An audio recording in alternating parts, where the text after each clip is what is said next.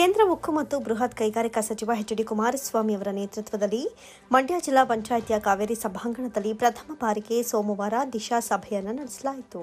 ಸಭೆಯಲ್ಲಿ ಮಾತನಾಡಿದ ಕುಮಾರಸ್ವಾಮಿ ಅವರು, ಕೇಂದ್ರದಿಂದಲೂ ಜಿಲ್ಲೆಗೆ ಅನುದಾನ ತರಲು ಅವಕಾಶವಿದೆ. ಅಭಿವೃದ್ಧಿ ವಿಚಾರದಲ್ಲಿ ಮಂಡ್ಯಕ್ಕೆ ಅನುದಾನದ ಕೊರತೆಯಾಗಿದೆ. ಅಧಿಕಾರಿಗಳು ಈ ಉತ್ತಮ ಅವಕಾಶವನ್ನು ಬಳಸಿಕೊಂಡು ಕೆಲಸ ಮಾಡಬೇಕು ಎಂದರು. ನಿವೇಶನ ಹಾಗೂ ಮನೆಗಾಗಿ ಸಾರ್ವಜನಿಕರಿಗೆ ಭಾರಿ ಬೇಡಿಕೆ ಇದೆ. ರಾಜಕಾರಣವನ್ನು ರಾಜಕಾರಣಿಗಳು ಮಾಡ್ತಾರೆ, ಆದರೆ ಅಧಿಕಾರಿಗಳು ಜನತೆಗೆ ತೊಂದರೆ ಆಗದಂತೆ ಕೆಲಸ ಮಾಡಬೇಕು. ಒತ್ತಡಕ್ಕೆ ಮಣಿಯದೆ ಫಲಾನುಭವಿಗಳಿಗೆ ಸೌಲಭ್ಯ ಕಲ್ಪಿಸಬೇಕು ಅಂತ ತಿಳಿಸಿದರು. ಲೋಕಸಭಾ ಸದಸ್ಯನಾಗಿ ನಿಮ್ಮ ಜೊತೆಯಲ್ಲೇ ಇದ್ದೇನೆ. ಒಂದು ನನಗೆ ಅವಕಾಶಗಳು ಲೋಕಸಭಾ ಸದಸ್ಯನ ಜೊತೆಗೆ ಕೇಂದ್ರದಲ್ಲಿ ಮಂತ್ರಿಯಾಗಿ ಒಂದು ಅವಕಾಶ ದೊರಕಿದೆ. ಕೇಂದ್ರ ಸರ್ಕಾರದ ಹಲವಾರು ಇಲಾಖೆಗಳಿಂದ ವಿಶೇಷವಾದಂಥ ರೀತಿಯಲ್ಲಿ ಜಿಲ್ಲೆಯ ಅಭಿವೃದ್ಧಿಗೆ ಪೂರಕವಾದಂಥ ಕಾರ್ಯಕ್ರಮಗಳನ್ನು ತರಲಿಕ್ಕೂ ಒಂದು ಸ್ವಲ್ಪ ಅವಕಾಶ ಇದೆ. ನಾನು ರಾಜಕಾರಣಕ್ಕೆ ಬಂದ ದಿನದಿಂದ ವಿಶೇಷವಾಗಿ ಒಂದು ಮಂಡ್ಯ ಜಿಲ್ಲೆ ಪ್ರಕೃತಿಯ ಸಂಪತ್ತನ್ನು ಹೊಂದಿರತಕ್ಕಂಥ ಜಿಲ್ಲೆ. ಆದರೆ ಹಲವಾರು ಜಿಲ್ಲೆಗಳಿಗೆ ಹೋಲಿಕೆ ಮಾಡಿದಾಗ ಅಭಿವೃದ್ಧಿಯಲ್ಲಿ, ಅದರಲ್ಲೂ ವಿಶೇಷವಾಗಿ ಮಂಡ್ಯ ನಗರ ಅಭಿವೃದ್ಧಿಯಲ್ಲಿ ಸ್ವಲ್ಪ ಕೊರತೆಗಳಿದೆ ಅಂತಕ್ಕಂಥದ್ದು ನನ್ನ ಭಾವನೆ. ಆ ನಿಟ್ಟಿನಲ್ಲಿ ನಾನು ನಿಮ್ಮೆಲ್ಲರಲ್ಲಿ ಮನವಿ ಮಾಡ್ತಕ್ಕಂಥದ್ದು, ನಾನು ನಿಮ್ಮೆಲ್ಲರಿಗೆ ಸರಿಯಾಗಿ ಕೊಡ್ತಕ್ಕಂಥದ್ದು ಒಂದು ಉತ್ತಮವಾದ ಅವಕಾಶ ಇದೆ. ಆ ಅವಕಾಶವನ್ನು ಬಳಕೆ ಮಾಡಿ ಈ ಜಿಲ್ಲೆಯ ಸಮಗ್ರ ಅಭಿವೃದ್ಧಿಗೆ ನಿಮ್ಮೆಲ್ಲರ ಸಹಕಾರ ಬೇಕು. ನನಗೆ ಒಂದು ಕಡೆ ನಿರುದ್ಯೋಗದ ಸಮಸ್ಯೆಗಳಿದೆ. ನಿಮ್ಮ ರಿಪೋರ್ಟಲ್ಲಿ ನೋಡಿದ್ದೇನೆ, ಮನ್ರೇಗಾದಲ್ಲಿ 2023-24ರಲ್ಲಿ ಮೊದಲನೇ ಸ್ಥಾನದಲ್ಲಿ ಇದ್ದೀರಿ. ಹಲವಾರು ಸಂದರ್ಭದಲ್ಲಿ ನಮ್ಮ ಒಂದು ಬೆಳವಣಿಗೆ ಬೇರೆ ಜಿಲ್ಲೆಗಿಂತ ಕಡಿಮೆ ಇದ್ದರೂ ಈ ಕಳೆದ ವರ್ಷ ಮೊದಲನೇ ಸ್ಥಾನದಲ್ಲಿ ಇರಬೇಕಂತ ಮೊದಲನೇ ಬಾರಿಗೆ ಬಂದಿದ್ದೀರಿ. ಅದೇ ರೀತಿಯಲ್ಲಿ ನನಗೆ ಹೌಸಿಂಗ್ನಲ್ಲಿ ಭಾಳ ಸಮಸ್ಯೆಗಳಿದೆ. ನಿವೇಶನ ಮತ್ತು ಮನೆಗಳಲ್ಲಿ ಇವತ್ತು ಸಹ ತುಂಬ ಸಾರ್ವಜನಿಕರಿಂದ ಭಾಳ ಒತ್ತಡ ಇರತಕ್ಕಂಥದ್ದು. ನಿವೇಶನಗಳು ಮತ್ತು ಮನೆಗಳನ್ನು ಕಟ್ಟತಕ್ಕಂಥದ್ದು ಎಲ್ಲ ಆಮೇಲೆ ನಾವು ಚರ್ಚೆ ಮಾಡಿದ್ವಿ. ಇವತ್ತು ನಾನು ಪ್ರಥಮವಾಗಿ ಒಂದು ವಾಸ್ತವಿಕವಾಗಿ ಮಾತಾಡ್ತಕ್ಕಂಥದ್ದು ನಮ್ಮ ಅಧಿಕಾರಿಗಳಿಗೆ. ರಾಜಕಾರಣಿಗಳು ಮಾಡ್ತಾರೆ.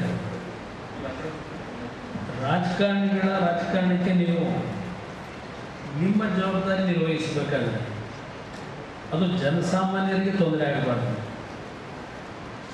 ಏಕೆಂದರೆ ನಾನು ನಿಮ್ಮಗಳ ದೋಷ ಅಂತ ಹೇಳಲ್ಲ, ಅದು ದೋಷ ನಮ್ಮಗಳಿದೆ, ರಾಜಕಾರಣಿಗಳಿದೆ. ನೀವು ನಮ್ಮಗಳನ್ನು ಮೆಚ್ಚಿಸಲಿಕ್ಕೆ ಅನ್ನೋದಕ್ಕಿಂತ ಹೆಚ್ಚಾಗಿ ಈಗಿನ ಒಂದು ವ್ಯವಸ್ಥೆಗಳಲ್ಲಿ ಎಲ್ಲಿ ನಮಗೆ ಅಧಿಕಾರದಲ್ಲಿ ಇರತಕ್ಕಂಥವರ ಒಂದು ಕೆಟ್ಟ ದೃಷ್ಟಿಗಳಿಂದ ನಮ್ಮ ಪ್ರತಿನಿತ್ಯದ ವೃತ್ತಿ ಮೇಲೆ ದುಷ್ಪರಿಣಾಮ ಬೀರುತ್ತೆ ಅಂತಕ್ಕಂಥ ಒಂದು ಬಯಲು ವಾತಾವರಣದಲ್ಲೂ ನೀವು ಕೆಲಸ ಮಾಡ್ತೀರಿ. ನಾನು ಸ್ವಲ್ಪ ಅರ್ಥ ಮಾಡ್ಕೊಂಡಿದ್ದೇನೆ ಇರ್ತಕ್ಕಂಥ ವಾಸ್ತವ. ದೋಷವನ್ನು ಸಂಪೂರ್ಣವಾಗಿ ನಾನು ಅಧಿಕಾರಿಗಳ ಮೇಲೆ ಕೊಡೋದಿಲ್ಲ. ಆದರೂ ಒಂದು ನಮ್ಮ ಅಧಿಕಾರಿಗಳಿಗೆ ನಾನು ಹೇಳ್ತಕ್ಕಂಥದ್ದು, ನಿಮ್ಮ ಇಲಾಖೆಯಲ್ಲಿ ನಿಮ್ಮ ಕೆಲಸವನ್ನು ಮಾಡಬೇಕಾದ್ರೆ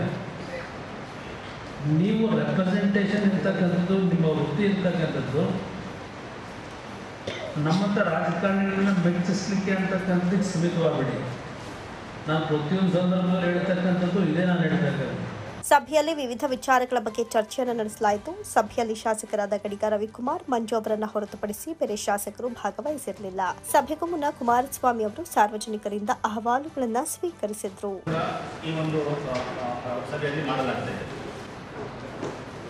ಸಭೆಯಲ್ಲಿ ಜಿಲ್ಲಾಧಿಕಾರಿ ಡಾಕ್ಟರ್ ಕುಮಾರ, ಎಸ್ಪಿ ಮಲ್ಲಿಕಾರ್ಜುನ ಬಾಲದಂಡಿ, ಜಿಲ್ಲಾ ಪಂಚಾಯಿತಿ ಸಿಇಒ ಶೇಖ್ ತನ್ವೀರ್ ಆಸೀಫ್, ವಿಶೇಷ ಕರ್ತವ್ಯಾಧಿಕಾರಿ ಬಿಎನ್ ಕೃಷ್ಣಯ್ಯ ಸೇರಿದಂತೆ ವಿವಿಧ ಇಲಾಖೆಯ ಅಧಿಕಾರಿಗಳು ಭಾಗವಹಿಸಿದ್ರು.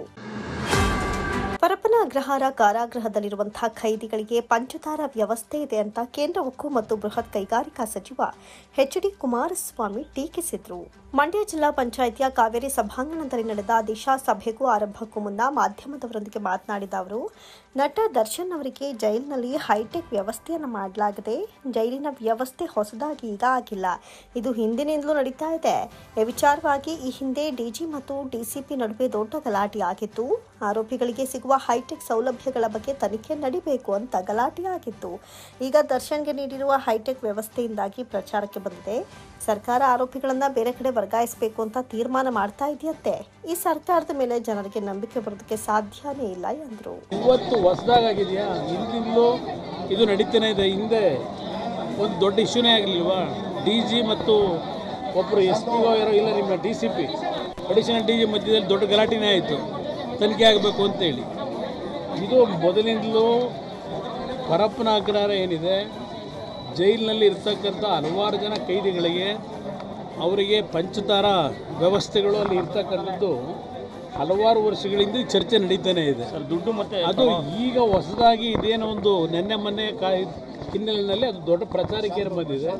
ಏನೋ ಸರ್ಕಾರ ಏನೋ ಒಂದು ಹೊಸದಾಗೇನೋ ತೀರ್ಮಾನ ಮಾಡಿ ಎಲ್ಲ ಬೇರೆ ಬೇರೆ ಕಡೆಗೆ ಅವ್ರನ್ನೆಲ್ಲ ಬೇರೆ ಕಡೆಗೆ ವರ್ಗಾಯಿಸಬೇಕು ಖೈದಿಗಳನ್ನ ಅಂತೇನೋ ತೀರ್ಮಾನ ಮಾಡ್ತಾ ಇದ್ದಾರೆ ಅಂತ ವಿಷಯ ಹೇಳಿದ್ರು.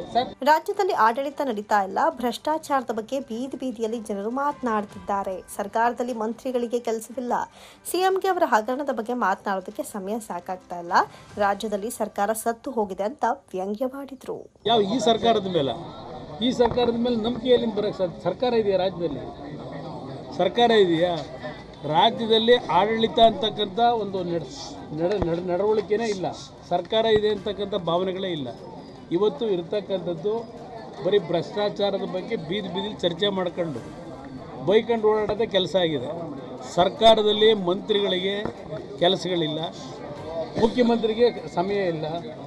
ಅವರ ಹಲವಾರು ಹಗರಣಗಳಲ್ಲಿ ಹಲವಾರು ಜನ ಸಿಲುಕಿ ಇವತ್ತು ಆ ಹಗರಣದ ಬಗ್ಗೆ ಸಮಜಾಯಿಷಿ ಕೊಟ್ಕೊಳ್ಳೋದಕ್ಕೆ ಅವ್ರ ದಿನ ಬೆಳಗ್ಗೆ ಅದೇ ಅವರಿಗೆ ಸಮಯ ಸಾಕಾಗ್ತಿಲ್ಲ.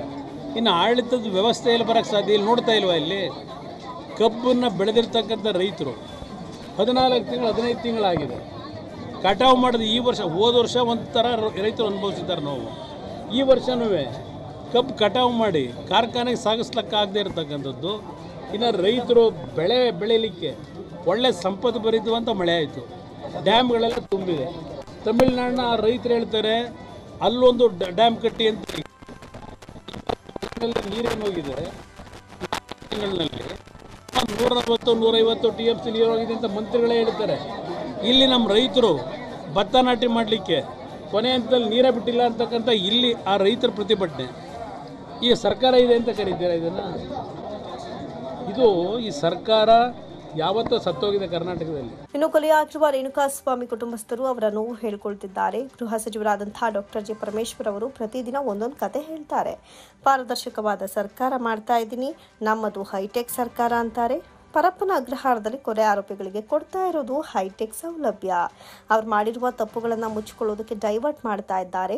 ಅಧಿಕಾರಿಗಳಿಂದ ನ್ಯಾಯ ದೊರಕಲ್ಲ, ನ್ಯಾಯಾಲಯದಿಂದ ನ್ಯಾಯ ದೊರೆಯಬೇಕು. ಇದಕ್ಕೆ ಸರ್ಕಾರವೇ ಹೊಣೆ ಆಗಬೇಕು. ಆದರೆ ರಾಜ್ಯದಲ್ಲಿ ಸರ್ಕಾರವೇ ಇಲ್ಲ ಅಂತ ವ್ಯಂಗ್ಯವಾಡಿದ್ರು. ದುಡ್ಡಿದ್ರೆ ಎಲ್ಲಿ ಬೇಕಾದ್ರೂ ಏನ್ ಬೇಕಾದ್ರೂ ಕೊಂಡ್ಕೋಬಹುದು. ಅವ್ರ ಭಾವನೆ ಹೇಳಿದ್ದಾರೆ. ಸರ್ಕಾರ ಇವತ್ತು ಆಡಳಿತದಲ್ಲಿ ಬಿಗಿ ಹೊಟ್ಟೋಗಿದೆ. ಪಾಪ ಪರಮೇಶ್ವರ್ ಅವರು ಬಹಳ ಕತೆ ಹೇಳ್ತಾರೆ ಪ್ರತಿನಿತ್ಯ. ಏನೋ ಬಹಳ ಪಾರದರ್ಶಕವಾದಂಥ ಸರ್ಕಾರ ಕೊಡ್ತಾ ಇದ್ದೀವಿ, ಏನೋ ಹೈಟೆಕ್ ಇದೆಯಂತ. ಇದೇನು ಹೈಟೆಕ್ಕು? ಪರಮೇಶ್ವರಿಗೆ ಕೇಳ್ತೀನಿ, ಹೈಟೆಕ್ ಇದೇನಾ ಅವ್ರದ್ದು? ಪರಪ್ಪನ ಅಗ್ರಹಾರದಲ್ಲಿ ಹೈಟೆಕ್ ಮಾಡೋರಲ್ಲ, ಅದೇ ಅವರು ಹೈಟೆಕ್ ಆಡಳಿತನ? ಅಲ್ಲೇನು ಸಂಶಯ ಇಟ್ಕೋಬೇಡಿ. ಅವ್ರು ಮಾಡಿರೋ ತಪ್ಪುಗಳನ್ನ ಮುಚ್ಕೊಳ್ಳಿಕ್ಕೆ ಈಗ ಯಾವುದೋ ಒಂದು SIT ಇಟ್ಕೊಂಡು, ಈಗ SIT ಯಾವುದು ಚಾರ್ಜ್ ಶೀಟ್ಗಳು ಅಂತೇಳಿ ಏನು ಪುಟಗಟ್ಲೆ ದಿನ ಇವತ್ತು ಪ್ರಚಾರ ಮಾಡ್ಕೊಂಡಿದ್ದಾರಲ್ಲ, ಅವ್ರು ಮಾಡಿರೋ ತಪ್ಪನ್ನು ಮುಚ್ಚಾಗಿ ಡೈವರ್ಟ್ ಮಾಡ್ಲಿಕ್ಕೆ ಇಶ್ಯೂಗಳು. ನೋಡೋಣ, ನ್ಯಾಯಾಲಯಗಳಲ್ಲಿ ನ್ಯಾಯ ದೊರಕಬೇಕಲ್ವಾ? ಅಧಿಕಾರಿಗಳಿಂದ ನಿಮಗೆ ನ್ಯಾಯ ದೊರಕುತ್ತೆ ಅಂತ ಹೇಳೋಕ್ಕಾಗಲ್ಲ ಈಗಿನ ಸರ್ಕಾರದಲ್ಲಿ. ಅದು ನ್ಯಾಯಾಲಯದಲ್ಲಿ ಏನಾದರೂ ಒಳ್ಳೆ ರೀತಿಯಲ್ಲಿ ಒಂದು ತೀರ್ಮಾನಗಳು ಅವರಿಗೆ ನ್ಯಾಯ ದೊರಕಬೇಕು. ಸರ್ಕಾರವೇ ಹೊಣೆ ಆಗಬೇಕು, ಬಟ್ ಸರ್ಕಾರವೇ ಇಲ್ವಲ್ಲ. ಹುಬ್ಬಳ್ಳಿ ಮಂಡ್ಯದಲ್ಲಿ ಶಾಸಕ ರವಿಕುಮಾರ್ ವಿರುದ್ಧ ದೂರು ವಿಚಾರವಾಗಿ ಇಂದು ಮಂಡ್ಯದಲ್ಲಿ ಶಾಸಕ ಗಣಿಗ ರವಿಕುಮಾರ್ ಹೇಳಿಕೆ ಕೊಟ್ಟಿದ್ದಾರೆ. ಪ್ರಜಾಪ್ರಭುತ್ವವನ್ನು ಬಿಜೆಪಿಯವರು ಹಾಳು ಮಾಡುತ್ತಿದ್ದಾರೆ. ಯತ್ನಾಳ್ ಮೇಲೆ ದೂರು ಕೊಡಲಿ. ಯತ್ನಾಳ್ ಅವರೇ ಗಂಭೀರ ಆರೋಪ ಮಾಡಿದರು. ಶ್ರೀನಿವಾಸ್ ಹೇಳಿದ್ರು, ಅವರ ಮೇಲೂ ದೂರು ಕೊಡಲಿ, ನನ್ನ ಬಳಿ ದಾಖಲೆ ಇದೆ. ಸಿಎಂ ಗೃಹ ಸಚಿವರಿಗೆ ದೂರು ಕೊಡಲಿ. ಬಿಜೆಪಿಯವರಿಗೆ ನೈತಿಕತೆ ಇದ್ರೆ ಅವರ ಮೇಲೆ ದೂರು ಕೊಡಲಿ. ನಮ್ಮ ಬಳಿ ಇರೋ ದಾಖಲೆ ಕೊಡ್ತೇನೆ. ಯಾವ ಹೋಟೆಲ್ನಲ್ಲಿ ಕುಳಿತು ಮಾತನಾಡಿದ್ದಾರೆ ಎನ್ನೋ ಬಗ್ಗೆ ಕೂಡ ದಾಖಲೆಯನ್ನ ಕೊಡ್ತೇನೆ. ನನ್ನ ಬಳಿ ಇರುವ ದಾಖಲೆಯನ್ನ ಸಿಎಂಗೆ ಕೊಡ್ತೇನೆ ಅಂತ ಕಿಡಿಕಾರಿದ್ರು. ಪ್ರಜಾಪ್ರಭುತ್ವವನ್ನು ಕಾಪಾಡುವಂಥ ಬಿಜೆಪಿಯವರಿಗೆ ಒಂದು ಕೇಳ್ತೀನಿ, ಯತ್ನಾಳು 2,000 ಕೋಟಿ ರೂಪಾಯಿಗೆ ಮುಖ್ಯಮಂತ್ರಿ ಹುದ್ದೆ ಇದೆ ಅಂದ್ರಲ್ಲ, ಭ್ರಷ್ಟಾಚಾರನ ಕಾಪಾಡೋರು ಅವ್ರ ಮೇಲೆ ಒಂದು ಕಂಪ್ಲೇಂಟ್ ಕೊಡಲಿ ಬಿಜೆಪಿಯವರು. ಶ್ರೀನಿವಾಸ್ ಗೌಡರು ವಿಧಾನಸೌಧದ ಒಳಗಡೆ ಒಂದು ಹೇಳಿದ್ರಲ್ಲ, ಅಶ್ವಥ್ ನಾರಾಯಣ ಮತ್ತು ಯೋಗೇಶ್ವರು 5 ಕೋಟಿ ರೂಪಾಯಿ ನನ್ನ ಮನೆಗೆ ತೆಗೆದಿದ್ರು ಅಂತ. ಭ್ರಷ್ಟಾಚಾರವನ್ನು ಕಾಪಾಡೋವಂಥ ಬಿಜೆಪಿಯವರು ಅವ್ರ ಮೇಲೂ ಒಂದು ಕಂಪ್ಲೇಂಟ್ ಕೊಡಲಿ. ಈ ದೇಶದ ಸಂವಿಧಾನವನ್ನು ಕಾಪಾಡೋವಂಥ ಬಿಜೆಪಿಯವರು ಅವರಿಬ್ಬರ ಮೇಲೂ ಒಂದು ಕಂಪ್ಲೇಂಟ್ ಕೊಡಲಿ, ನೋಡೋಣ. ನನ್ನ ಹತ್ರ ದಾಖಲೆ ಇದೆ. ನಾನು ನಮ್ಮ ಮುಖ್ಯಮಂತ್ರಿಗಳಿಗೆ, ನಮ್ಮ ಹೋಮ್ ಮಿನಿಸ್ಟ್ರಿಗೆ ಕೊಡ್ತೀನಿ. ಶಾಸಕರ ಖರೀದಿಯಿಂದ ಸರ್ಕಾರ ಮಾಡಿ ರೂಢಿ ಬಿ ಜೆ ಪಿಯವ್ರಿಗೆ, ಅವ್ರಿಗೆ ಬೇರೆ ಏನೂ ಇಲ್ಲ. ನಮ್ಮ ಮುಖ್ಯಮಂತ್ರಿಗಳು ಒಳ್ಳೆ ಕೆಲಸ ಮಾಡ್ತಾಯಿದ್ದಾರೆ. ಬಂಡೆ ಥರ ಅಧಿಕಾರದಲ್ಲಿ 136 ಶಾಸಕರಿದ್ದಾರೆ. ಈ ಬಿ ಜೆ ಪಿಯವ್ರಿಗೆ ನೈತಿಕತೆ ಇದ್ದರೆ ಹೋಗಿ ಯತ್ನಾಳ್ ಮೇಲೆ ಶ್ರೀನಿವಾಸ್ ಗೌಡ್ರು ಅವತ್ತು ಹೇಳಿದ್ರಲ್ಲ, ಅವ್ರ ಮೇಲೆ ಯಾರ ಮೇಲೆ ಆಪಾದನೆ ಮಾಡಿದ್ರಲ್ಲ, ಅದು ಪವಿತ್ರವಾದ ವಿಧಾನಸೌಧದಲ್ಲೇ ಹೇಳಿದ್ದಾರೆ. ಅವ್ರ ಮೇಲೆ ಭ್ರಷ್ಟಾಚಾರವನ್ನು ಕಾಪಾಡ್ಕೊಳ್ಳೋರು, ಭ್ರಷ್ಟಾಚಾರದ ಬಗ್ಗೆ ಮಾತಾಡೋರು, ಅವ್ರ ಮೇಲೆ ಕಂಪ್ಲೇಂಟ್ ಫಸ್ಟ್ ಕೊಡಲಿ, ಆಮೇಲೆ ನಾನು ಮಾತಾಡ್ತೀನಿ. ನನ್ನ ಹತ್ರ ಇರೋ ದಾಖಲೆಯನ್ನು ನಮ್ಮ ಮುಖ್ಯಮಂತ್ರಿಗಳಿಗೆ, ನಮ್ಮ ಹೋಮ್ ಮಿನಿಸ್ಟ್ರಿಗೆ ಕೊಡ್ತೀನಿ. ಯಾವಾಗ ಕೊಡಬೇಕು ಅಂತ ನನಗೆ ಗೊತ್ತಿದೆ. ಆಪ್ರೇಷನ್ ಕಮಲವನ್ನು ಯಾವ ಹೋಟ್ಲಲ್ಲಿ ಎಲ್ಲಿ ಕೂತು ಏನು ಮಾತಾಡಿದ್ರು ಅನ್ನೋದು ರೆಕಾರ್ಡ್ ನಮ್ಮ ಹತ್ರ ಇದೆ. ನಾನು ನಮ್ಮ ಮುಖ್ಯಮಂತ್ರಿಗಳಿಗೆ, ನಮ್ಮ ಹೋಮ್ ಮಿನಿಸ್ಟ್ರಿಗೆ ಕೊಡ್ತೀನಿ. ಏನೋ ಇದೆ ಕೊಡ್ತೀನಿ ನಮ್ಮ ಮುಖ್ಯಮಂತ್ರಿಗಳಿಗೆ. ಊರಿಗೆ ಬಂದವ್ರು ನೀರು ಬರಲ್ವಾ, ಹಂಗೆ ಮುಖ್ಯಮಂತ್ರಿ ಕೊಟ್ಟಮೇಲೆ ನಿಮಗೆ ಕೊಡಲ್ವಾ, ಕೊಡ್ತೀನಿ. ಜಿಲ್ಲಾ ಕನ್ನಡ ಸಾಹಿತ್ಯ ಪರಿಷತ್ತಿನ ಸಂಚಾಲಕರಾದ ಡಾಕ್ಟರ್ ಮೀರಾ ಶಿವಲಿಂಗಯ್ಯ ಅವರ ಅಧ್ಯಕ್ಷತೆಯಲ್ಲಿ ಮಂಡ್ಯ ಜಿಲ್ಲಾ ಕನ್ನಡ ಸಾಹಿತ್ಯ ಪರಿಷತ್ತಿನ ಕಾರ್ಯಕಾರಿ ಸಮಿತಿಯ ಸಭೆ ನಡೆಯಿತು. ಗೌರವ ಕಾರ್ಯದರ್ಶಿಗಳಾದ ಡಾಕ್ಟರ್ ಹುಸ್ಕೂರು ಕೃಷ್ಣೇಗೌಡ, ವಿ ಹರ್ಷ, ತಾಲೂಕು ಕಸಾಪ ಅಧ್ಯಕ್ಷರುಗಳಾದ ಚಂದ್ರಲಿಂಗು, ಪದಾಧಿಕಾರಿಗಳಾದ ಕ್ರಾಂತಿ ಸಿಂಹ ಅವರು ಸಭೆಯಲ್ಲಿ ಅಖಿಲ ಭಾರತ ಕನ್ನಡ ಸಾಹಿತ್ಯ ಸಮ್ಮೇಳನದ ವಿಚಾರಗಳ ಕುರಿತು ಚರ್ಚಿಸಿದರು.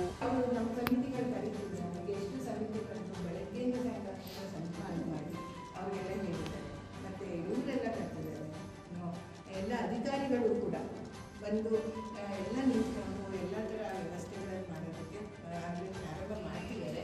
ಆದರೆ ಈ ಒಂದು ಯೋಜನೆಯಲ್ಲಿ ನಾವು ಸಕ್ರಿಯವಾಗಿ ಭಾಗವಹಿಸಬೇಕು, ಅವರ ಪೂರಕವಾಗಿ ಕೆಲಸ ಮಾಡಬೇಕು.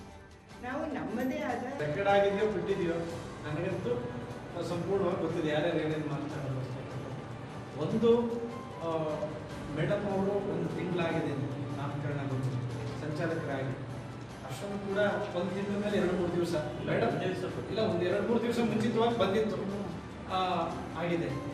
ನಾವು ಏನಂತ ಅಂದ್ಕೊಂಡಿದ್ವಿ ಅಂದರೆ, ನಾನು ಅಂದ್ಕೊಂಡಿದ್ದು ಸಾಹಿತ್ಯ ಪರಿಷತ್ತು ಕಮಿಟಿ ವಿಚಾರದಲ್ಲಿ ಭಾಳ ಮೇಲುಗೈ ಸಾಧಿಸ್ತದೆ ಅಂತ ಪ್ರಾರಂಭದಲ್ಲಿ ಅಂದ್ಕೊಂಡು ತಮ್ಮೆಲ್ಲರ ಹತ್ರನೂ ಕೂಡ ಪಟ್ಟಿ ತೆಗೆದುಕೊಂಡು ಮೇಡಮ್ನವರು ಕೂಡ ಎಲ್ಲ ಇದ್ದಾರೆ. ಅವ್ರ ನೇತೃತ್ವದಲ್ಲಿ ಜಿ ಟಿ ವೀರಪ್ಪನವ್ರ ನೇತೃತ್ವದಲ್ಲಿ ನಮ್ಮ ಒಳಲು ಶ್ರೀಧರವರು, ಚಂದ್ರಲಿಂಗರು, ನಿಮ್ಮ ಹತ್ರ ಎಲ್ಲ ಪಟ್ಟಿ ತೆಗೆಸ್ಕೊಂಡು ನಾವು ಹಾಕೋದು ಮತ್ತೆ ಮಂತ್ರಿಗಳಿಗೆ ಮತ್ತೆ ನಮ್ಮ ಜಿಲ್ಲಾ ಅಧಿಕಾರಿಗಳಾಗ್ಬೋದು, ಇವರೆಲ್ಲರೂ ಕೂರಿಸಿ ಇದಕ್ಕೆ ಒಂದು ಫುಲ್ ಸ್ಟಾಪ್ ಕೊಡೋಣ. ಅದರಲ್ಲಿ ಏನು ಸಂಶಯ ಇಲ್ಲ. ಯಾಕೆ ಅಂತಂದ್ರೆ ಕಮಿಟಿ ರವಿ ಇದ್ದಾಗಲೇ ಮಾಡಿದಂಥದ್ದು ಆಯ್ತಾ. ನಾವೆಲ್ಲ ಸೇರಿ ಒಂದು ವೀರಪ್ಪ ಅವ್ರಿಗೆ ಜವಾಬ್ದಾರಿ ಕೊಟ್ಟಿದ್ರು, ಮೇಡಮ್ ಆದಾಗಿ ನಾವಾದಾಗಿ ಕೆಲವರೆಲ್ಲರೂ ಸೇರ್ಕೊಂಡು ಮಾಡಿ ಒಂದು ಲೀಸ್ಟ್ ಕೊಟ್ಟಿದ್ವಿ. ಅದಾದ ನಂತರ ಅಲ್ಲಿ ಇದರಲ್ಲಿ ಕೇಂದ್ರದಲ್ಲಿ ಒಂದು ಮೀಟಿಂಗ್ ಆಯ್ತು. ಕೆಲವು ಅವರು ಅಲ್ಲಿ ಜಿಲ್ಲಾ ಸರ್ಕಾರ ಜಿಲ್ಲಾ ಅಧಿಕಾರಿಗಳ ನೇತೃತ್ವದಲ್ಲಿ ಕೆಲವು ಅಖಿಲ ಭಾರತ ಸಂಯೋಜಕರನ್ನಾಗಿ ಮಾಡಿದ್ದಾರೆ. ಹಾಗೆ ಜಿಲ್ಲಾ ಕನ್ನಡ ಸಾಹಿತ್ಯ ಪರಿಷತ್ತು ಅಧ್ಯಕ್ಷರಲ್ಲದೆ ಇರುವಂತಹ ಕಾರಣದಿಂದಾಗಿ ಇಬ್ಬರನ್ನ ಗೌರವ ಕಾರ್ಯದರ್ಶಿಗಳನ್ನು ಮಾಡಿದ್ದಾರೆ. 2ನೇ ಸಾಹಿತ್ಯ ಪರಿಷತ್ ವಿಚಾರ ಬಂದಾಗ ಅವರು ಸುಪ್ರೀಂ ಆಗ್ತಾರೆ. ಅವರ ನೇತೃತ್ವದಲ್ಲಿ ತಾಲೂಕು ಅಧ್ಯಕ್ಷರುಗಳನ್ನ ಮಾನ್ಯ ರವಿಕುಮಾರ್ ಅವರು ವಿವಿಧ ದೃಷ್ಟಿಕೋನವನ್ನು ಇಟ್ಕೊಂಡು, ದೂರದೃಷ್ಟಿಯನ್ನು ಇಟ್ಕೊಂಡು ಸಮನ್ವಯತೆ ಉದ್ದೇಶದಿಂದ ಎಲ್ಲರನ್ನು ಮಾಡಿದ್ವಿ. ನೀವು ಎಲ್ಲ ಸೇರಿ ಮಾತಾಡಲ್ಲ, ನಮ್ಮನ್ನು ಅವರು ಆ ಥರ ನೋಡ್ಕೊತಾರೆ ಅಂತಂದ್ರೆ ಅದನ್ನು ಆಡಳಿತ ಅನ್ನೋದು ಒಂದು ಅಂಗ, ಅವರು ಆಡಳಿತದ ಒಂದು ಅಂಗ ಅವರಷ್ಟೇ, ಅದ್ರ ಬೇರೆ ಏನಲ್ಲ. ದಯಮಾಡಿ ಒಂದು ಅಂಗ ಅಷ್ಟೇ. ಅವ್ರಿಗೂ ಮೇಲ್ಪಟ್ಟವ್ರೆ, ಎಲ್ಲ ಉಸ್ತುವಾರಿ ಮಿನಿಸ್ಟರ್ ಅವ್ರೆ, ಅವ್ರಿಗೂ ಮೇಲ್ಪಟ್ಟು ಮುಖ್ಯಮಂತ್ರಿಗಳವ್ರೆ. ಅದೇ ದೊಡ್ಡದೇನಲ್ಲ, ನಮ್ಗೆ ನಿರಂತರವಾಗಿ ಅಷ್ಟೇ ಏನೆಲ್ಲ ಆಯ್ತಾ ಇದೆ ಅಂತ ಎಲ್ಲ ಸೂಕ್ಷ್ಮವಾಗಿ ನಾವೀಗ ಗಮನಿಸ್ತಾ ಇದ್ದೀವಿ. ಯಾಕಂದರೆ ನಂತರ ಮಾತನಾಡಿದ ಜಿಲ್ಲಾ ಕನ್ನಡ ಸಾಹಿತ್ಯ ಪರಿಷತ್ತಿನ ಸಂಚಾಲಕರಾದ ಡಾಕ್ಟರ್ ಮೀರಾ ಶಿವಲಿಂಗಯ್ಯ, 87ನೇ ಅಖಿಲ ಭಾರತ ಕನ್ನಡ ಸಾಹಿತ್ಯ ಸಮ್ಮೇಳನವನ್ನು ಕನ್ನಡ ಸಾಹಿತ್ಯ ಪರಿಷತ್ತಿನ ಕೆಲಸದ ರೀತಿ ಮಾಡಬೇಕು, ಅದು ನಮ್ಮ ಕರ್ತವ್ಯ ಎಂದರು. ಹೇಗೆ ಇದುವರೆಗೆ ಕನ್ನಡ ಸಾಹಿತ್ಯ ಪರಿಷತ್ತಲ್ಲಿ ಕೆಲಸ ಮಾಡ್ತಾ ಇದ್ವಿ, ಅದನ್ನು ಬದಲಾಯಿಸ್ಕೊಂಡು ನಾವು ಸಮ್ಮೇಳನಕ್ಕಾಗಿ ಕೆಲಸ ಮಾಡಬೇಕು. ಸಮ್ಮೇಳನದ ಕೆಲಸನೇ ಸಾಹಿತ್ಯ ಪರಿಷತ್ತಿನ ಕೆಲಸ ಅಂತ ಅನ್ಕೊಂಡು ಮಾಡಬೇಕು. ಅದು ಬಹಳ ಮುಖ್ಯ ಆಗುತ್ತೆ. ಯಾಕೆಂದರೆ ಸಮ್ಮೇಳನದ ಕಾರ್ಯಕ್ರಮಗಳನ್ನು ಮಾಡೋದಕ್ಕೆ ರಾಜ್ಯಾಧ್ಯಕ್ಷರು ಇನ್ನೂ ಅನುಮತಿ ಕೊಟ್ಟಿಲ್ಲ. ನಾನು ಹೇಳ್ತೀನಿ ಆಮೇಲೆ ಮಾಡೋದು ಅಂತ ಹೇಳಿದ್ರು. ಅದನ್ನು ಕೇಳೋಣ. ಅಂದರೆ ಅದೇ ಕೃಷ್ಣೇಗೌಡರು ಹೇಳ್ತಾ ಇದ್ರು, ಒಂದು ಸಣ್ಣ ಪುಟ್ಟ ಸಾಹಿತ್ಯಾತ್ಮಕವಾದ ಅದನ್ನು ಮಾಡ್ಕೊಳ್ಳೋಣ ಅಂತ. ಅದನ್ನು ಮಾಡಬಹುದು. ಯಾಕೆಂದರೆ ಅವ್ರ ಉದ್ದೇಶ ಏನಂತಂದರೆ ನಾವು ಇದರಲ್ಲಿ ಮುಳುಗೋಗಿದ್ರೆ ಪ್ರಚಾರಕ್ಕೆ ಸ್ವಲ್ಪ ತೊಂದರೆ ಆಗ್ಬೋದು. ಆದ್ದರಿಂದ ಪ್ರಚಾರದ ಸಭೆಗಳನ್ನೇ ನಾವು ಉದ್ದಕ್ಕೂ ಮಾಡ್ಕೊಂಡು ಹೋಗಬೇಕು. ಈ ಸಂದರ್ಭದಲ್ಲಿ ಜಿಲ್ಲಾ ಕನ್ನಡ ಸಾಹಿತ್ಯ ಪರಿಷತ್ತಿನ ಪದಾಧಿಕಾರಿಗಳಾದ ಜಿ ಧನಂಜಯ ದರ್ಸಗುಪ್ಪೆ, ಹೊಳಲು ಶ್ರೀಧರ್, ಎಂಸಿ ಭಾಸ್ಕರ್, ಟೆಂಟಿವಿ ಕೃಷ್ಣ, ಬಲ್ಲೆನಹಳ್ಳಿ ಮಂಜುನಾಥ್, ಅಂಜನಾ ಶ್ರೀಕಾಂತ್, ಮಹಾದೇವಸ್ವಾಮಿ, ಬಸವೇಗೌಡ, ಪ್ರತಿಮಾದೇವಿ, ಮಂಜುನಾಥ್, ಸುಜಾತ ಕೃಷ್ಣ ಹಾಗೂ ವಿವಿಧ ತಾಲೂಕು ಕಸಾಪ ಅಧ್ಯಕ್ಷರುಗಳಾದ ಮೇನಾಗರ ಪ್ರಕಾಶ್, ಕೆಎಸ್ ಸುನೀಲ್ ಕುಮಾರ್, ಚಂದ್ರಶೇಖರ್, ಎಂಬಿ ಕುಮಾರ್, ಚೇತನ್ ಕುಮಾರ್ ಹಾಗೂ ಇತರರು ಉಪಸ್ಥಿತರಿದ್ದರು. ಭಾರತೀಯ ಜನತಾ ಪಾರ್ಟಿಯ ಕೇಂದ್ರ ನಾಯಕರು ಕಾಂಗ್ರೆಸ್ ಪಕ್ಷದ ಶಾಸಕರಿಗೆ ಪಕ್ಷ ಬಿಟ್ಟು ಬರಲು 100 ಕೋಟಿ ರೂಪಾಯಿ ಆಫರ್ ನೀಡ್ತಾ ಇದ್ದಾರೆ ಅಂತ ಸುಳ್ಳು, ಆಧಾರರಹಿತ ಮತ್ತು ದುರುದ್ದೇಶಪೂರ್ವಕ ಆರೋಪ ಮಾಡ್ತಾ ಇರುವಂತಹ ಮಂಡ್ಯ ಕಾಂಗ್ರೆಸ್ ಶಾಸಕ ರವಿಕುಮಾರ್ ಗಣಿಗಾಗೌಡ ಅವರ ವಿರುದ್ಧ ಬಿಜೆಪಿ ಮುಖಂಡ ಅಶ್ವಥ್ ನಾರಾಯಣಗೌಡ, ಜಿಲ್ಲಾಧ್ಯಕ್ಷ ಇಂದ್ರೇಶ್ ಅವರ ನೇತೃತ್ವದಲ್ಲಿ ನಗರದ ಪಶ್ಚಿಮ ಪೊಲೀಸ್ ಠಾಣೆಯಲ್ಲಿ ದೂರನ್ನು ದಾಖಲಿಸಿದರು.